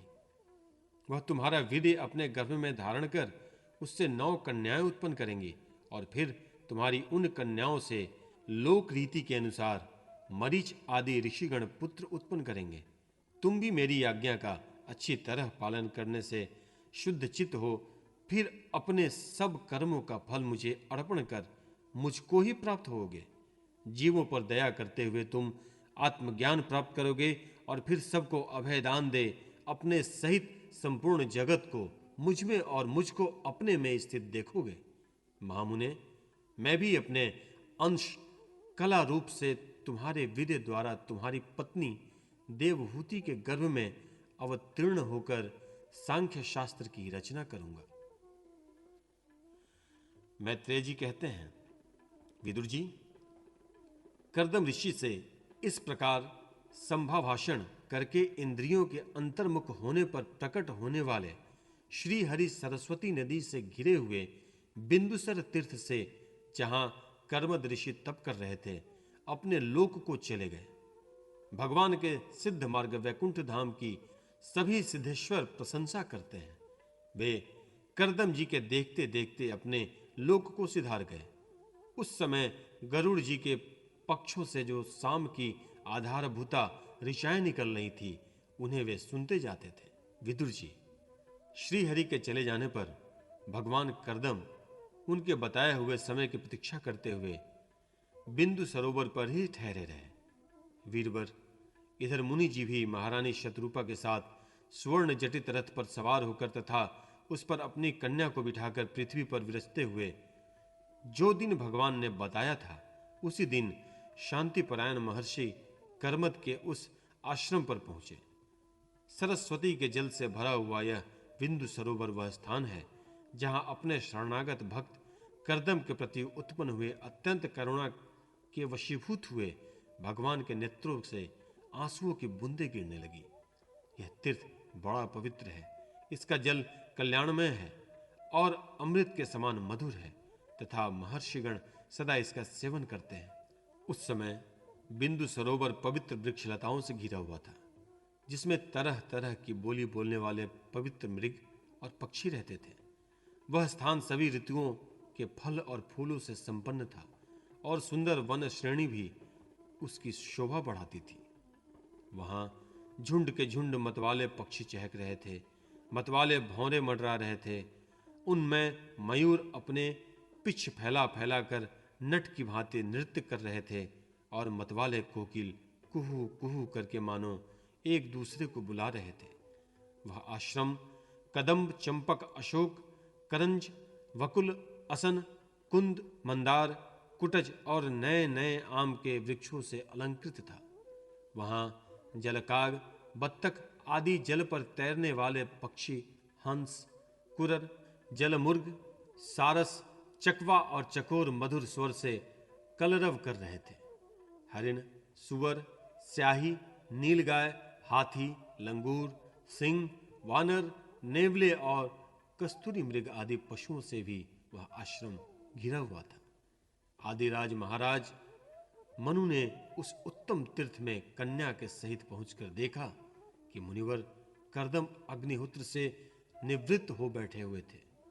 बहुत दिनों तक उग्र तपस्या करने के कारण वे शरीर से बड़े तेजस्वी दिख पड़ते थे तथा भगवान के स्नेहपूर्ण चितवन के दर्शन और उनके उच्चारण किए हुए कर्णामृत रूप सुमधुर वचनों को सुनने से इतने दिनों तक तपस्या करने पर भी वे विशेष दुर्बल नहीं जान पड़ते थे। उनका शरीर लंबा था, नृत्य कमल दल के समान विशाल और मनोहर थे। सिर पर जटाएं सुशोभित थीं और कमर में चीर वस्त्र थे। वे निकट से देखने पर बिना सान पर चढ़ी हुई महामूल्य मणि के समान मलिन जान पड़ते थे। महाराज स्वयंभू मनु को अपनी कुटी में आकर प्रणाम करते देख उन्होंने उन्हें आशीर्वाद से प्रसन्न किया और यथोचित आतिथ्य की रीति से उनका स्वागत सत्कार किया। जब मनु जी उनकी पूजा ग्रहण कर स्वस्थ चित्त से आसन पर बैठ गए, तब मुनिवर कर्दम ने भगवान की आज्ञा का स्मरण कर उन्हें मधुर वाणी से प्रसन्न करते हुए कहा, देव, आप भगवान विष्णु की पालन शक्ति रूप हैं, इसलिए आपका घूमना फिरना निस्संदेह सज्जनों की रक्षा और दुष्टों के संहार के लिए ही होता है। आप साक्षात विशुद्ध विष्णु रूप हैं तथा भिन्न भिन्न कार्यों के लिए सूर्य, चंद्र, अग्नि, इंद्र, वायु, यम, धर्म और वरुण आदि रूप धारण करते हैं। आपको नमस्कार है। आप मणियों से जड़े हुए जलदायक रथ पर सवार हो अपने प्रचंड धनुष की टंकार करते हुए उस रथ की घरघराहट से ही पापियों को भयभीत कर देते हैं और अपनी सेना के चरणों से रौंदे हुए भूमंडल को कांपते अपनी उस विशाल सेना को साथ लेकर पृथ्वी पर सूर्य के समान विचरते हैं। यदि आप ऐसा न करें तो चोर डाकू भगवान की बनाई हुई वर्णाश्रम धर्म की मर्यादा को तत्काल नष्ट कर दें तथा विषय लोलुप निरंकुश मानव द्वारा सर्वत्र अधर्म फैल जाए। यदि आप संसार की ओर से निश्चिंत हो जाएं तो यह लोक दुराचारियों के पंजों में पड़कर नष्ट हो जाए। तो भी वीरवर, मैं आपसे पूछता हूं कि इस समय यहां आपका आगमन किस प्रयोजन से हुआ है? मेरे लिए जो आज्ञा होगी उसे मैं निष्कपट भाव से सहर्ष स्वीकार करूंगा। 22वां अध्याय। देवहूति के साथ कर्दम प्रजापति का विवाह। मैत्रेय जी कहते हैं, विदुर जी, इस प्रकार जब कर्दम जी ने मुनि के संपूर्ण गुणों और कर्मों की श्रेष्ठता का वर्णन किया तो उन्होंने उस निवृत्ति परायण मुनि से कुछ सकुचाकर कहा।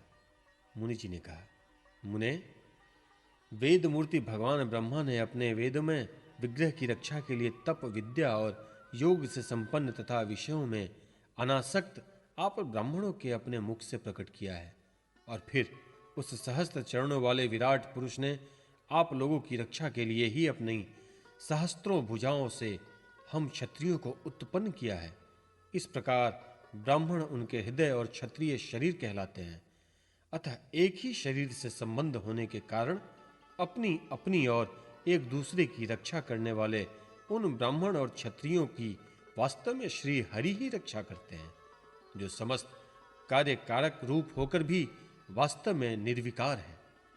आपके दर्शन मात्र से ही मेरे सारे संदेह दूर हो गए, क्योंकि आपने मेरी प्रशंसा के मुझसे स्वयं ही प्रजापालक की इच्छा वाले राजा के धर्मों का बड़े प्रेम से निरूपण किया है। आपका दर्शन अजितेंद्रिय पुरुषों को बहुत दुर्लभ है। मेरा बड़ा भाग्य है जो अब मुझे आपका दर्शन हुआ और मैं आपके चरणों की मंगलमयी रज अपने सिर पर चढ़ा सका। मेरे भाग्योदय से ही आपने मुझे राजधर्मों की शिक्षा देकर मुझ पर महान अनुग्रह किया है और मैं भी शुभ प्रारंभ उदय होने से आपकी पवित्र वाणी कान खोलकर सुनी है। मुने, इस कन्या के स्नेहवश मेरा चित्त बहुत चिंताग्रस्त हो रहा है, अतः मुझ दीन की यह प्रार्थना आप कृपा पूर्वक सुने। यह मेरी कन्या, जो प्रिय व्रत और उत्तानपाद की बहन है, अवस्था, शील और गुण आदि में अपने योग्य पति को पाने की इच्छा रखती हैं। जब से इसने नारद जी के मुख से आपके शील, विद्या, रूप और आयु और गुणों का वर्णन सुना है, तभी से यह आपको अपना पति बनाने का निश्चय कर चुकी है। द्विजवर, मैं बड़ी श्रद्धा से आपको यह कन्या समर्पित करता हूं। आप इसे स्वीकार कीजिए। यह गृह स्थोचित कार्यों के लिए सब प्रकार आपके योग्य है। जो भोग स्वतः प्राप्त हो जाए उसकी अवहेलना करना विरक्त पुरुषों को भी उचित नहीं है। फिर विषयासक्त की तो बात ही क्या है। जो पुरुष स्वयं प्राप्त हुए भोग का निरादर कर फिर किसी कृपण के आगे हाथ पसारता है, उसका बहुत फैला हुआ यश भी नष्ट हो जाता है और दूसरों के तिरस्कार में मानभंग भी होता है। विद्वान, मैंने सुना है आप विवाह करने के लिए उद्यत हैं। आपका ब्रह्मचर्य एक सीमा तक है। आप नैष्ठिक ब्रह्मचारी तो नहीं, इसलिए अब आप इस कन्या को स्वीकार कीजिए। मैं इसे आपको अर्पित करता हूं। श्री कर्दम मुनि ने कहा, ठीक है, मैं विवाह करना चाहता हूं और आपकी कन्या का अभी किसी के साथ वाग्यदान नहीं हुआ है, इसलिए हम दोनों का सर्वश्रेष्ठ ब्राध्य विधि से विवाह होना उचित ही होगा। राजन, वेदोक्त विवाह विधि में प्रसिद्ध जो गृहणामिते इत्यादि मंत्रों में बताया हुआ काम संतानोत्पाद रूप मनोरथ है, वह आपकी इस कन्या के साथ हमारा संबंध होने से सफल होगा। भला जो अपनी अंग कांति से आभूषण आदि की शोभा को भी तिरस्कृत कर रही है, आपकी उस कन्या का कौन आदर न करेगा। एक बार यह अपने महल की छत पर गेंद खेल रही थी। गेंद के पीछे इधर उधर दौड़ने के कारण इसके नेत्र चंचल हो रहे थे तथा पैरों के पैजेब मधुर झंकार करते जा रहे थे। उस समय इसे देखकर विश्वावसु गंधर्व मोहवश अचेत होकर अपने विमान से गिर पड़ा था। वही उस समय यहां स्वयं आकर प्रार्थना कर रही हैं। ऐसी अवस्था में कौन समझदार पुरुष इसे स्वीकार न करेगा। यह तो साक्षात आप महाराज स्वयंभुव मनु की दुलारी कन्या और उत्तानपाद की प्यारी बहन है तथा यह रमणियों में रत्न के समान है। जिन लोगों ने कभी श्री लक्ष्मी जी के चरणों की उपासना नहीं की है, उन्हें तो इसका दर्शन भी नहीं हो सकता।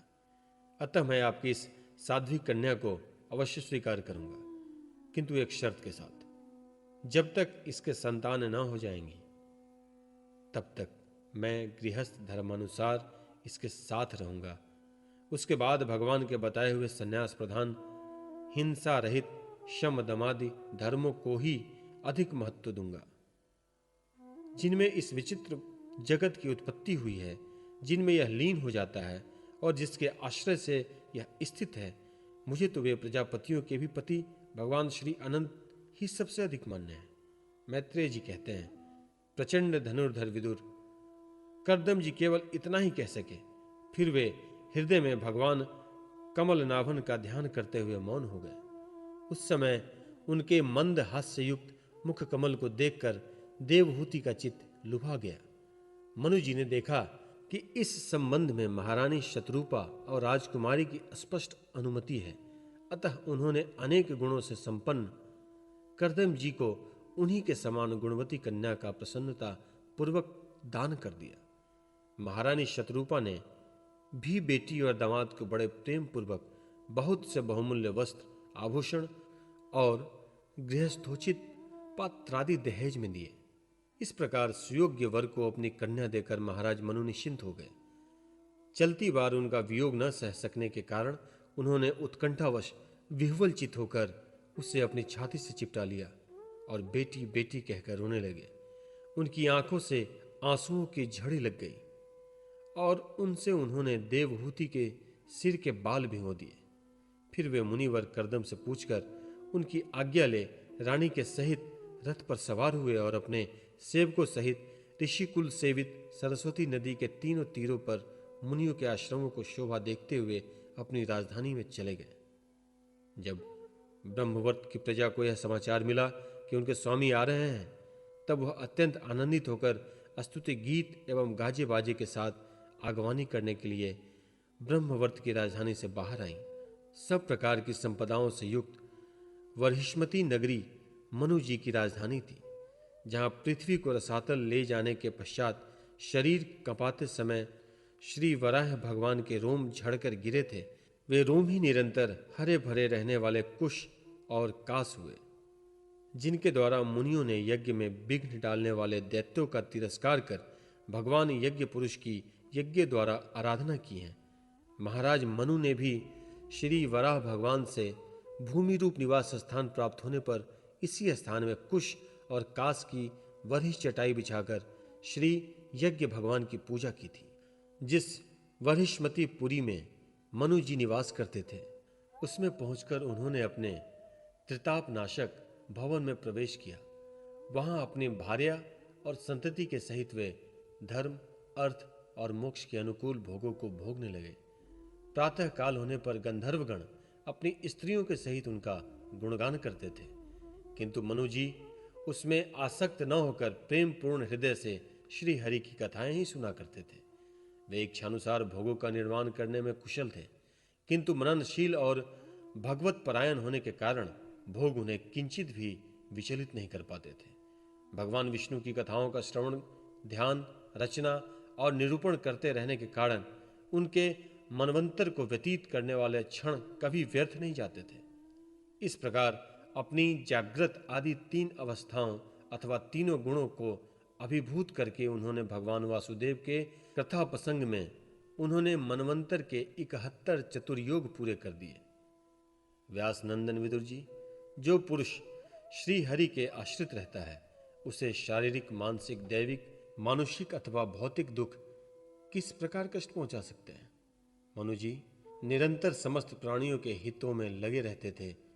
मुनियों के पूछने पर उन्होंने मनुष्य के तथा समस्त वर्ण और आश्रमों के अनेक प्रकार के मंगलमय धर्मों का भी वर्णन किया है, जो मनु संहिता के रूप में अभी भी उपलब्ध है। जगत के सर्वप्रथम सम्राट महाराज मनु वास्तव में कीर्तन के योग्य थे। यह मैंने उनके अद्भुत चरित्र का वर्णन किया है। अब उनकी कन्या देवहूति का प्रभाव सुनो। 23वां अध्याय, कर्दम और देवहूति का विहार। श्री मैत्रेय जी ने कहा, विदुर जी, माता पिता के चले जाने पर पति के अभिप्राय को समझ लेने में कुशल साध्वी देवहूति कर्दम जी की प्रतिदिन प्रेम पूर्वक सेवा करने ठीक उसी तरह जैसे श्री पार्वती जी भगवान शंकर की सेवा करती हैं। उसने काम, वासना, दंभ, द्वेष, लोभ, पाप और मद का त्याग कर बड़ी सावधानी और लगन के साथ सेवा में तत्पर रहकर विश्वास, पवित्रता, गौरव, संयम, शुश्रूषा, प्रेम और मधुर भाषणी गुणों से अपने परम तेजस्वी पतिदेव को संतुष्ट कर दिया। देवहूति समझती थी कि मेरे पतिदेव दैव्य से भी बढ़कर हैं, इसलिए वह उनमें बड़ी बड़ी आशाएं रखकर उनकी सेवा में लगी रहती थी। इस प्रकार बहुत दिनों तक अपना अनुवर्तन करने वाली उस मनुपुत्री को व्रतादि का पालन करने से दुर्बल हुई देख देवर्षि श्रेष्ठ कर्दम को दयावश कुछ खेद हुआ और उन्होंने उससे प्रेम गदगद वाणी में कहा। कर्मठ जी बोले, मनुनंदिनी, तुमने मेरा बड़ा आदर किया है। मैं तुम्हारी उत्तम सेवा और परम भक्ति से बहुत संतुष्ट हूं। सभी देहधारियों को अपना शरीर बहुत प्रिय एवं आदर की वस्तु होता है, किंतु तुमने मेरी सेवा के आगे उसके क्षीण होने की भी कोई परवाह नहीं की। अतः अपने धर्म का पालन करते रहने से मुझे तप, समाधि, उपासना और योग के द्वारा जो भय और शोक से रहित भगवत प्रसाद स्वरूप विभूतियां प्राप्त हुई हैं, उन पर मेरी सेवा के प्रभाव से अब तुम्हारा भी अधिकार हो गया है। मैं तुम्हें दिव्य दृष्टि प्रदान करता हूं, उसके द्वारा तुम उन्हें देखो। अन्य जितने भी भोग हैं वे तो भगवान श्री हरि के धिकुटी विलास मात्र से नष्ट हो जाते हैं, अतः वे इसके आगे कुछ भी नहीं है। तुम मेरी सेवा से भी कृतार्थ हो गई हो। अपने पतिव्रत धर्म का पालन करने से तुम्हें ये दिव्य भोग प्राप्त हो गए हैं, तुम इसे भोग सकती हो। हम राजा हैं, हमें सब कुछ सुलभ है। इस प्रकार जो अभिमान आदि विकार है, उनके रहते हुए मनुष्यों को इस दिव्य भोगों की प्राप्ति होनी कठिन है। कर्मठ जी के इस प्रकार कहने से अपने पतिदेव को संपूर्ण योग, माया और विद्याओं में कुशल जानकर उस अबला की सारी चिंता जाती रही। उसका मुख किंचित संकोच भरी चितवन और मधुर मुस्कान से खिल उठा और वह विनय एवं प्रेम से गदगद वाणी में इस प्रकार कहने लगी। देवहूति ने कहा, द्विज श्रेष्ठ स्वामिन, मैं यह जानती हूं कि कभी निष्फल न होने वाली योग शक्ति और त्रिगुणात्मिका माया पर अधिकार रखने वाले आपके ये सब ऐश्वर्य प्राप्त हैं, किंतु प्रभु, आपके विवाह के समय जो प्रतिज्ञा की थी कि गर्भाधान होने तक मैं तुम्हारे साथ गृहस्थ सुख का उपयोग करूंगा, उसकी अब पूर्ति होनी चाहिए, क्योंकि श्रेष्ठ पति के द्वारा संतान प्राप्त होना पतिव्रता स्त्री के लिए महान लाभ है। हम दोनों के समागम के लिए शास्त्र के अनुसार जो कर्तव्य हो उसका आप उपदेश दीजिए और उपटन, गंध, भोजन आदि उपयोगी सामग्रियां भी जुटा दीजिए, जिससे मिलन की इच्छा से अत्यंत दीन दुर्लभ हुआ मेरा यह शरीर आपके अंग संग के योग्य हो जाए, क्योंकि आपकी ही बढ़ाई हुई काम वेदना से मैं पीड़ित हो रही हूं। स्वामी, इस कार्य के लिए एक उपयुक्त भवन तैयार हो जाए, इसका भी विचार कीजिए। मैत्री जी कहते हैं, विदुर जी, कर्द मुनि ने अपनी प्रिया की इच्छा पूर्ण करने के लिए उसी समय योग्य में स्थित होकर एक विमान रचा, जो इच्छानुसार सर्वत्र जा सकता था। यह विमान सब प्रकार से इच्छित भोग सुख प्रदान करने वाला, अत्यंत सुंदर, सब प्रकार के रत्नों से युक्त, सब संपत्तियों के उत्तरोत्तर वृद्धि से संपन्न तथा मणिमय खंभों से सुशोभित था। वह सभी ऋतुओं में सुखदायक था और उसमें जहां तहां सब प्रकार की दिव्य सामग्रियां रखी हुई थी तथा उसे चित्र विचित्र रेशमी झंडी और पताकाओं से खूब सजाया गया था, जिस पर भ्रमरगण मधुर गुंजार कर रहे थे। ऐसे रंग बिरंगे पुष्पों की मालाओं से तथा अनेक प्रकार के सूती और रेशमी वस्त्रों से वह अत्यंत शोभायमान हो रहा था। एक के ऊपर एक बनाए हुए कमरों में अलग अलग रखी हुई शैया, पलंग, पंखे और आसनों के कारण वहां बड़ा सुंदर जान पड़ता था। जहां तहां दीवारों में की हुई शिल्पकारी अपनी अपूर्व शोभा हो रही थी। उसमें पन्ने का पर्स था और बैठने के लिए मुंदे वाली बेदियां बनाई गई थी। मुंदे की ही देहलियां थी। उसके द्वारों के हीरे के किवाड़ थे तथा इंद्रणीय मणि के शिखरों पर सोने के कलश रखे हुए थे।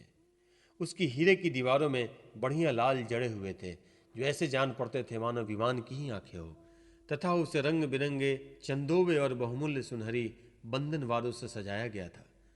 उस विमान में जहां तहां कृत्रिम हंस और कबूतर आदि पक्षी बनाए गए थे, जो बिल्कुल सजीव से मालूम पड़ते थे। उन्हें अपना सजातीय समझकर बहुत से हंस और कबूतर उसके पास बैठ कर अपनी बोली बोलते थे। उसमें सुविधानुसार क्रीड़ा स्थली, शयनगृह, बैठक, आंगन और चौक आदि बनाए गए थे, जिसके कारण वह विमान स्वयं कर्मद जी को भी विस्मित सा कर रहा था। ऐसे सुंदर घर को जब देवहूति ने बहुत प्रसन्न चित्त से नहीं देखा, तो सबके आंतरिक भाव को परख लेने वाले कर्मद जी ने स्वयं कहा, भीरू, तुम इस बिंदु सरोवर में स्नान करके विमान पर चढ़ जाओ।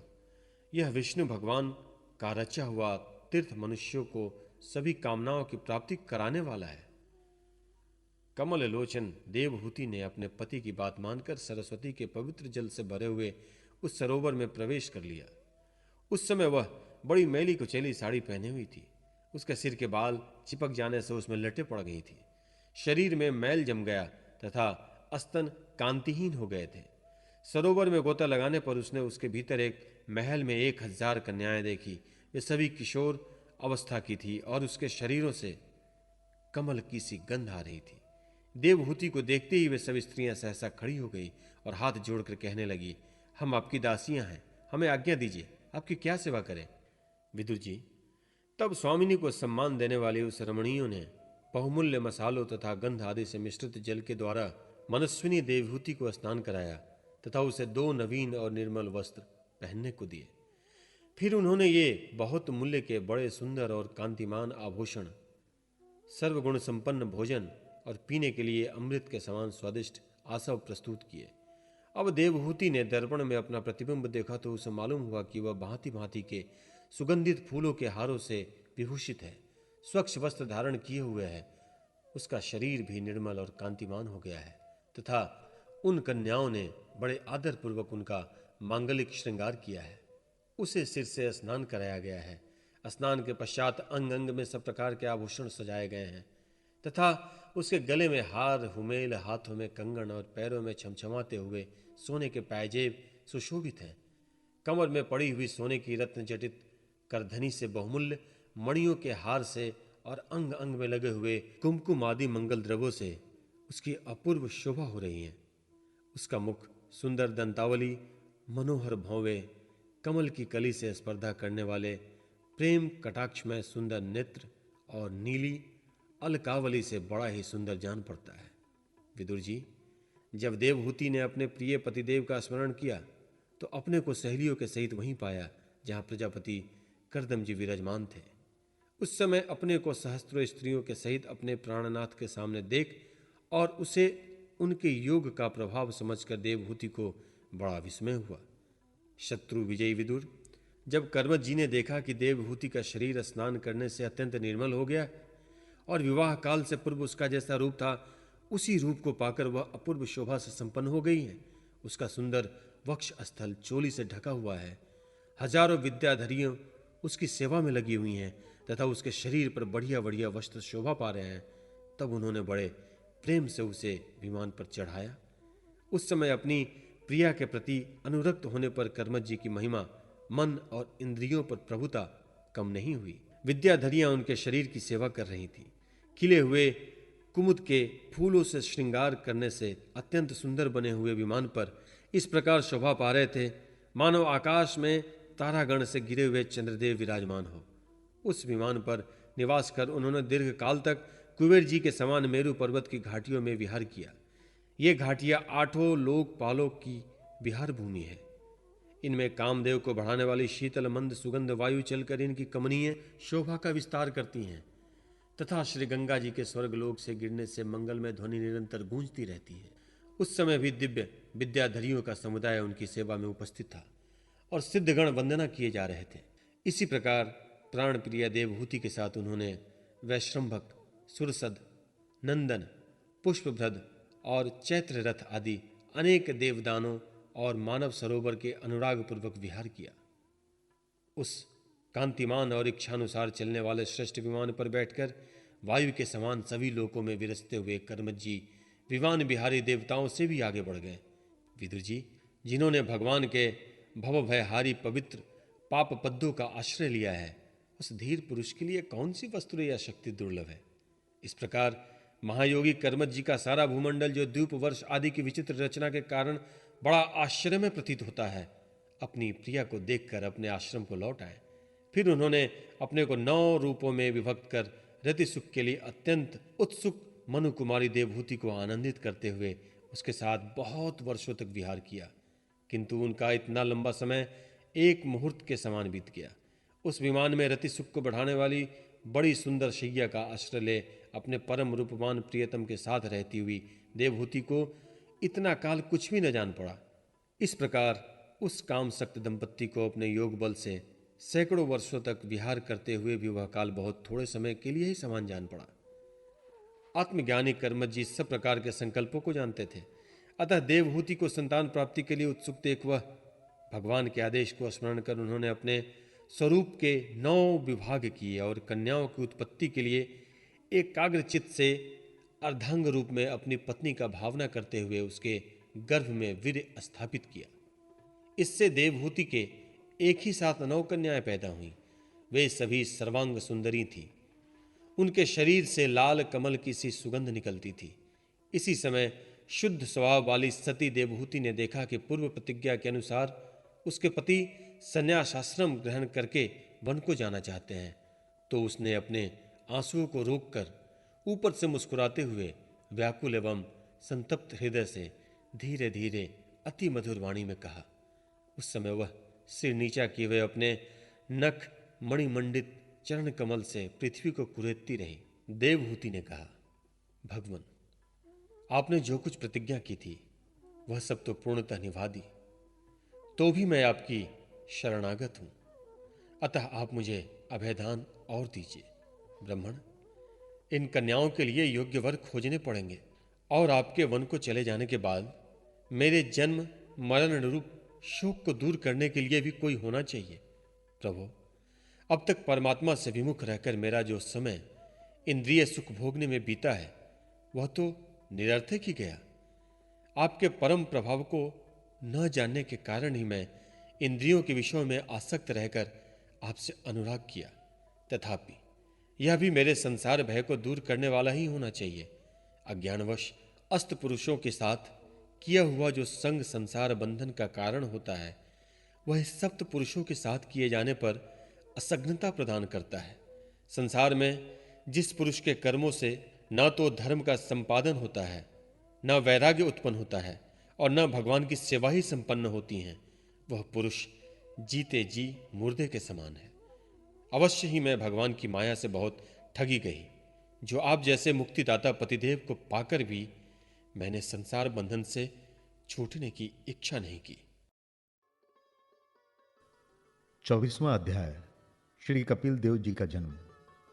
श्री मैत्रेय जी कहते हैं, उत्तम गुणों से सुशोभित मनु कुमारी देवहूति ने जब ऐसी वैराग्य युक्त बातें कहीं, तब कृपालु कर्दम मुनि को भगवान विष्णु के कथन का स्मरण हुआ और उन्होंने उससे कहा।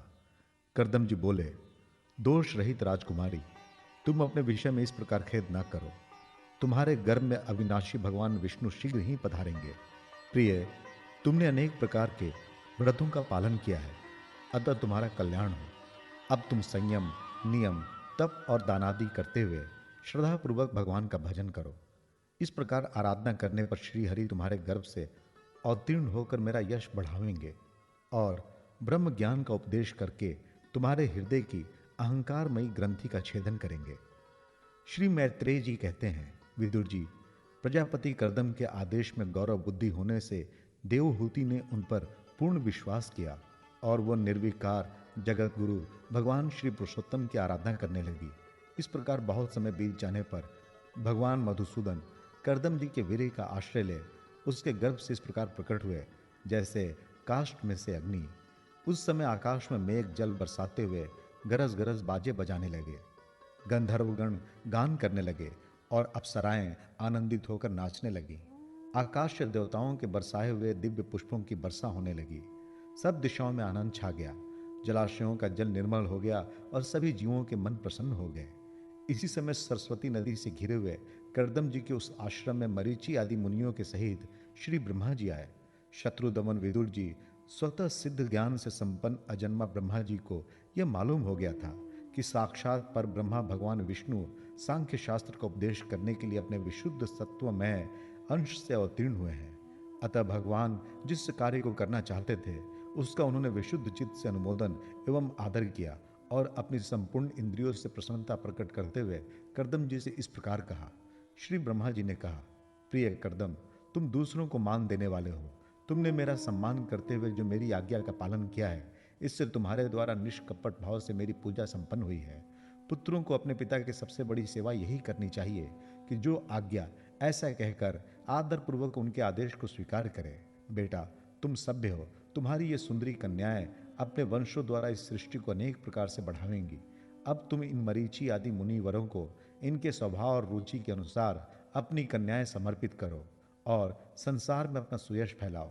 मुने, मैं जानता हूँ जो संपूर्ण प्राणियों की निधि है, उनके अभीष्ट मनोरथ पूर्ण करने वाले हैं, वे आदि पुरुष श्री नारायण ही अपने योग माया से कपिल के रूप में अवतीर्ण हुए हैं। फिर देवहूति से बोले, राजकुमारी, सुनहरे बाल, कमल जैसे विशाल नेत्र और कमलांकित चरण कमलों वाले शिशु के रूप में कैटवासुर को मारने वाले साक्षात हरि ने ज्ञान विज्ञान द्वारा कर्मों की वासनाओं का मूलोच्छेदन करने के लिए तेरे गर्भ में प्रवेश किया है। ये अविद्या जनित मोह की ग्रंथियों को काटकर पृथ्वी में स्वच्छंद विचारेंगे। ये सिद्ध गणों के स्वामी और सांख्याचार्यों के माननीय होंगे। लोक में तेरी कीर्ति का विस्तार करेंगे और कपिल नाम से विख्यात होंगे। श्री मैत्रेय जी कहते हैं, विदुर जी, जगत की सृष्टि करने वाले ब्रह्मा जी उन दोनों को इस प्रकार आश्वासन देकर नारद और सनकादिक के साथ ले हंस पर चढ़कर ब्रह्मलोक को चले गए। ब्रह्मा जी के चले जाने पर कर्दम जी ने उनके आज्ञा अनुसार मरीचि आदि प्रजापतियों के साथ अपनी कन्याओं का विधि पूर्वक विवाह कर दिया। उन्होंने अपनी कला नाम की कन्या मरीचि को, अनसुया अत्रि को, श्रद्धा अंगीरा को एवं हविर्विपुल सत्य को समर्पित की। पुलह को उनके अनुरूप गति नामक कन्या दी। क्रतु के साथ परम साध्वी क्रिया का विवाह किया। भृगु जी के ख्याति और वशिष्ठ जी को अरुंधुति समर्पित की। अथर्वा ऋषि को शांति नाम की कन्या दी, जिससे यज्ञ कर्म का विस्तार किया जाता है। कर्दम जी ने उन विवाहित ऋषियों का उनकी पत्नियों के सहित खूब सत्कार किया। विदुर जी, इस प्रकार विवाह हो जाने पर वे सब ऋषि कर्दम जी की आज्ञा ले अति आनंद पूर्वक अपने अपने आश्रमों को चले गए। कर्दम जी ने देखा कि उनके यहाँ साक्षात देवादि देव श्री हरि ने ही अवतार लिया है, तो वे एकांत में उनके पास गए और उन्हें प्रणाम करके इस प्रकार कहने लगे, अहो, अपने पाप कर्मों के कारण इस दुखमय संसार में नाना प्रकार से पीड़ित होते हुए पुरुषों पर देवगण तो बहुत काल बीतने पर प्रसन्न होते हैं, किंतु जिनके स्वरूप को योगी जन अनेकों जन्मों के साधन से सिद्ध हुई सुदृढ़ समाधि के द्वारा एकांत में देखने का प्रयत्न करते हैं, अपने भक्तों की रक्षा करने वाले वे श्री हरि हम विषय लोलुपों के द्वारा होने वाली अपनी अवज्ञा का कुछ भी विचार न कर आज हमारे घर अवतीर्ण हुए हैं। आप वास्तव में अपने भक्तों का मान बढ़ाने वाले हैं। आपने अपने वचनों को सत्य करने और सांख्या योग का उपदेश करने के लिए मेरे यहाँ अवतार लिया है। भगवान, आप प्राकृतिक रूप से रहित हैं। आपके जो चतुर्भुज आदि अलौकिक रूप हैं वे ही आपके योग्य हैं, तथा जो मनुष्य सदृढ़ रूप से आपके भक्तों को प्रिय लगते हैं वे भी आपको रुचिकर प्रतीत होते हैं। आपका पाद पीठ तत्व ज्ञान की इच्छा से विद्वानों द्वारा सर्वदा वंदनीय है। आप ऐश्वर्य, वैराग्य, यश, ज्ञान, वीर्य और श्री इन छहों ऐश्वर्यों से पूर्ण हैं। मैं आपकी शरण में हूं। भगवान, आप पर ब्रह्म हैं। सारी शक्तियां आपके अधीन हैं। प्रकृति, पुरुष, महतत्व, काल, त्रिविधि, अहंकार, समस्त लोक एवं लोकपालों के रूप में आप ही प्रकट हैं, तथा आप सर्वज्ञ परमात्मा ही इस सारे प्रपंच को चेतन शक्ति के द्वारा अपने में लीन कर लेते हैं। अतः इस सबसे परे भी आप ही हैं। मैं आप भगवान कपिल की शरण लेता हूँ। प्रभु, आपकी कृपा से मैं तीनों ऋणों से मुक्त हो गया हूँ और मेरे सभी मनोरथ पूर्ण हो चुके हैं। अब मैं संन्यास मार्ग को ग्रहण कर आपका चिंतन करते हुए शोक रहित होकर विचरूंगा। आप समस्त प्रजाओं के स्वामी हैं, अतएव इसके लिए मैं आपकी आज्ञा चाहता हूँ। श्री भगवान ने कहा, मुने, वैदिक और लौकिक सभी कर्मों में संसार के लिए मेरा कथन ही प्रमाण है। इसलिए मैंने जो तुमसे कहा था कि मैं तुम्हारे यहाँ जन्म लूंगा, उसे सत्य करने के लिए ही मैंने यह अवतार लिया है। इस श्लोक में मेरा यह जन्म लिंग शरीर से मुक्त होने की इच्छा वाले मुनियों के लिए आत्मदर्शन में उपयोगी प्रकृति आदि तत्वों का विवेचन करने के लिए ही हुआ है। आत्मज्ञान का यह सूक्ष्म मार्ग बहुत समय से लुप्त हो गया है। इसे फिर से परिवर्तित करने के लिए मैंने ये शरीर ग्रहण किया है। ऐसा जानो मुने, मैं आज्ञा देता हूँ, तुम इच्छा अनुसार जाओ और अपने संपूर्ण कर्म मुझे अर्पण करते हुए दुर्जय मृत्यु को जीतकर मोक्ष पद प्राप्त करने के लिए मेरा भजन करो। मैं स्वयं प्रकाश और संपूर्ण जीवों के अंतःकरणों में होने वाला परमात्मा ही हूँ। अतः जब तुम विशुद्ध बुद्धि के द्वारा अपने अंतःकरण में मेरा साक्षात्कार कर लोगे, तब सब प्रकार के शोकों से छूटकर निर्भय पद मोक्ष प्राप्त कर लोगे। माता देवहूति को भी मैं संपूर्ण कर्मों से छुड़ाने वाला आत्मज्ञान प्रदान करूंगा, जिससे ये संसार रूप भय से पार हो जाएंगी। श्री मैत्रेय जी कहते हैं, भगवान कपिल के इस प्रकार कहने पर प्रजापति कर्दम जी उनकी परिक्रमा कर प्रसन्नतापूर्वक वन को चले गए। वहां अहिंसा में संन्यास धर्म का पालन करते हुए वे एकमात्र श्री भगवान की शरण हो गए तथा अग्नि और आश्रम का त्याग करके निसंग भाव से पृथ्वी पर विचरने लगे। जो कार्य कारण से अतीत है, सत्वादी गुणों का प्रकाशक एवं निर्गुण है और अनंत भक्ति से ही प्रत्यक्ष होता है, उस पर ब्रह्म में उन्होंने अपना मन लगा दिया। वे अहंकार, ममता और सुख दुखादि द्वंद्वों से छूटकर समदर्शी, भेद दृष्टि से रहित हो सब में अपने आप को ही देखने लगे। उनकी बुद्धि अंतर्मुख एवं शांत हो गई। उस समय धीर कर्दम जी शांत लहरों वाले समुद्र के समान जान पड़ने लगे। परम भक्ति भाव के द्वारा सर्वांतरयामी सर्वज्ञ श्री वासुदेव में चित्त स्थिर हो जाने से वे सारे बंधनों से मुक्त हो गए। संपूर्ण भूतों में वे अपने आत्मा श्री भगवान को और संपूर्ण भूतों को आत्मस्वरूप श्री हरि में देखने लगे। इस प्रकार इच्छा और द्वेष से रहित सर्वत्र साम बुद्धि और भगवत भक्ति से संपन्न होकर श्री कर्दम जी ने भगवान का परम पद प्राप्त कर लिया। 25वां अध्याय देवहूति का प्रश्न तथा भगवान कपिल द्वारा भक्ति योग की महिमा का वर्णन। शौनक जी ने पूछा, सूत जी, तत्वों की संख्या करने वाले भगवान कपिल साक्षात अजन्मा नारायण होकर भी लोगों को आत्मज्ञान का उपदेश करने के लिए अपनी माया से उत्पन्न हुए थे। मैंने भगवान के बहुत से चरित्र सुने हैं, तथापि इन योगी प्रवर पुरुष श्रेष्ठ कपिल जी की कीर्ति को सुनते सुनते मेरी इंद्रियां तृप्त नहीं होती। सर्वथा स्वतंत्र श्री हरि अपनी योग माया द्वारा भक्तों की इच्छा अनुसार शरीर धारण करके जो जो लीलाएं करते हैं वे सभी कीर्तन करने योग है। अतः आप मुझे वे सभी सुनाइए, मुझे उन्हें सुनने में बड़ी श्रद्धा है।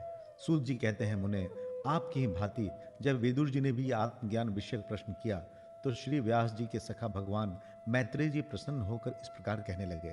श्री मैत्रेय जी ने कहा, विदुर जी, पिता के वन में चले जाने पर भगवान कपिल जी माता का प्रिय करने की इच्छा से उस बिंदुसर तीर्थ में रहने लगे। एक दिन तत्व समूह के पारदर्शी भगवान कपिल कर्म कलाप से विरत हो आसन पर विराजमान थे। उस समय ब्रह्मा जी के वचनों का स्मरण करके देवहूति ने उनसे कहा। देवहूति बोली, भूमन प्रभो, इन दुष्ट इंद्रियों के विषय लालसा से मैं बहुत उब गई हूँ और इनकी इच्छा पूरी करते रहने से ही घोर अज्ञान अंधकार में पड़ी हुई हूँ। अब आपकी कृपा से मेरी जन्म परंपरा समाप्त हो चुकी है। इसी से इस दुस्तर अज्ञान अंधकार से पार लगाने के लिए सुंदर नेत्र रूप आप प्राप्त हुए हैं। आप संपूर्ण जीवों के स्वामी भगवान आदि पुरुष हैं तथा अज्ञान अंधकार से अंधे पुरुषों के लिए नेत्र स्वरूप सूर्य के भांति उदित हुए हैं। देव, इन देह गे आदि में जो मेरेपन का दुराग्रह होता है वह भी आपका ही कराया हुआ है। अतः अब आप मेरे इस महामोह को दूर कीजिए। आप अपने भक्तों के संसार और वृक्ष के लिए कुठार के समान हैं। मैं प्रकृति और पुरुष का ज्ञान प्राप्त करने की इच्छा से आप शरणागत वत्सल के शरण में आई हूँ। आप भागवत धर्म जानने वालों में सबसे श्रेष्ठ हैं। मैं आपको प्रणाम करती हूँ। श्री मैत्रेय जी कहते हैं, इस प्रकार माता देवहूति ने अपनी जो अभिलाषा प्रकट की वह परम पवित्र और लोगों का मोक्ष मार्ग में अनुराग उत्पन्न करने वाली थी। उसे सुनकर आत्मज्ञ सत्पुरुषों की गति श्री कपिल जी उसकी मन ही मन प्रशंसा करने लगे और फिर मृद मुस्कान से सुशोभित मुखारविंद से इस प्रकार कहने लगे। भगवान कपिल ने कहा, माता, यह मेरा निश्चय है कि अध्यात्म योग ही मनुष्यों के आत्यंतिक कल्याण का मुख्य साधन है, जहाँ दुख और सुख की सर्वथा निवृत्ति होती है। साध्वी, सब अंगों से संपन्न उस योग का मैंने पहले नारदादि ऋषियों के सामने उनकी सुनने की इच्छा होने पर वर्णन किया था, वही अब मैं आपको सुनाता हूँ। इस जीव के बंधन और मोक्ष का कारण मन ही माना गया है। विषयों में आसक्त होने पर वह बंधन का हेतु होता है और परमात्मा में अनुरक्त होने पर वही मोक्ष का कारण बन जाता है। जिस समय ये मन मैं और मेरेपन के कारण होने वाले काम, लोभ आदि विकारों से मुक्त एवं शुद्ध हो जाता है, उस समय वह सुख दुख से छुटकर सम अवस्था में आ जाता है। तब जीव अपने ज्ञान, वैराग्य और भक्ति से युक्त हृदय से आत्मा को प्रकृति से परे एकमात्र अद्वितीय भेद रहित स्वयं प्रकाश सूक्ष्म अखंड और उदासीन सुख दुख शून्य देखता है तथा प्रकृति को शक्तिहीन अनुभव करता है। योगियों के लिए भगवत प्राप्ति के निमित्त सर्वात्मा श्री हरि की प्राप्ति की हुई भक्ति के समान और कोई मंगलमय मार्ग नहीं है। विवेकी जन संग या आसक्ति को ही आत्मा का छेद बंधन मानते हैं, किंतु वही संग या आसक्ति जब संतों महापुरुषों के प्रति हो जाती है तो मोक्ष का खुला द्वार बन जाती है। जो लोग सहनशील, दयालु, समस्त देहधारियों के कारण हेतु किसी के प्रति भी शत्रु भाव न रखने वाले, शांत, सरल स्वभाव और सत्पुरुषों का सम्मान करने वाले होते हैं, जो मुझसे अनन्य भाव से सदृढ़ प्रेम करते हैं, मेरे लिए संपूर्ण कर्म तथा अपने सगे संबंधियों को भी त्याग देते हैं और मेरे परायण रहकर मेरी पवित्र कथाओं का श्रवण कीर्तन करते हैं तथा मुझ में ही चित्त लगाए रहते हैं, उन भक्तों को संसार के तरह तरह के ताप का कोई कष्ट नहीं पहुंचाते। साध्वी, ऐसे ऐसे सर्व संग परित्यागी महापुरुष ही साधु होते हैं। तुम्हें उन्हीं के संग की इच्छा करनी चाहिए, क्योंकि वो आसक्ति से उत्पन्न सभी दोषों को हर लेने वाले हैं। सत्पुरुषों के समागम से मेरे पराक्रमों का यथार्थ ज्ञान कराने वाली तथा हृदय और कानों को प्रिय लगने वाली कथाएं होती है। उनका सेवन करने से ही शीघ्र ही मोक्ष मार्ग में श्रद्धा, प्रेम और भक्ति का क्रमशः विकास होगा।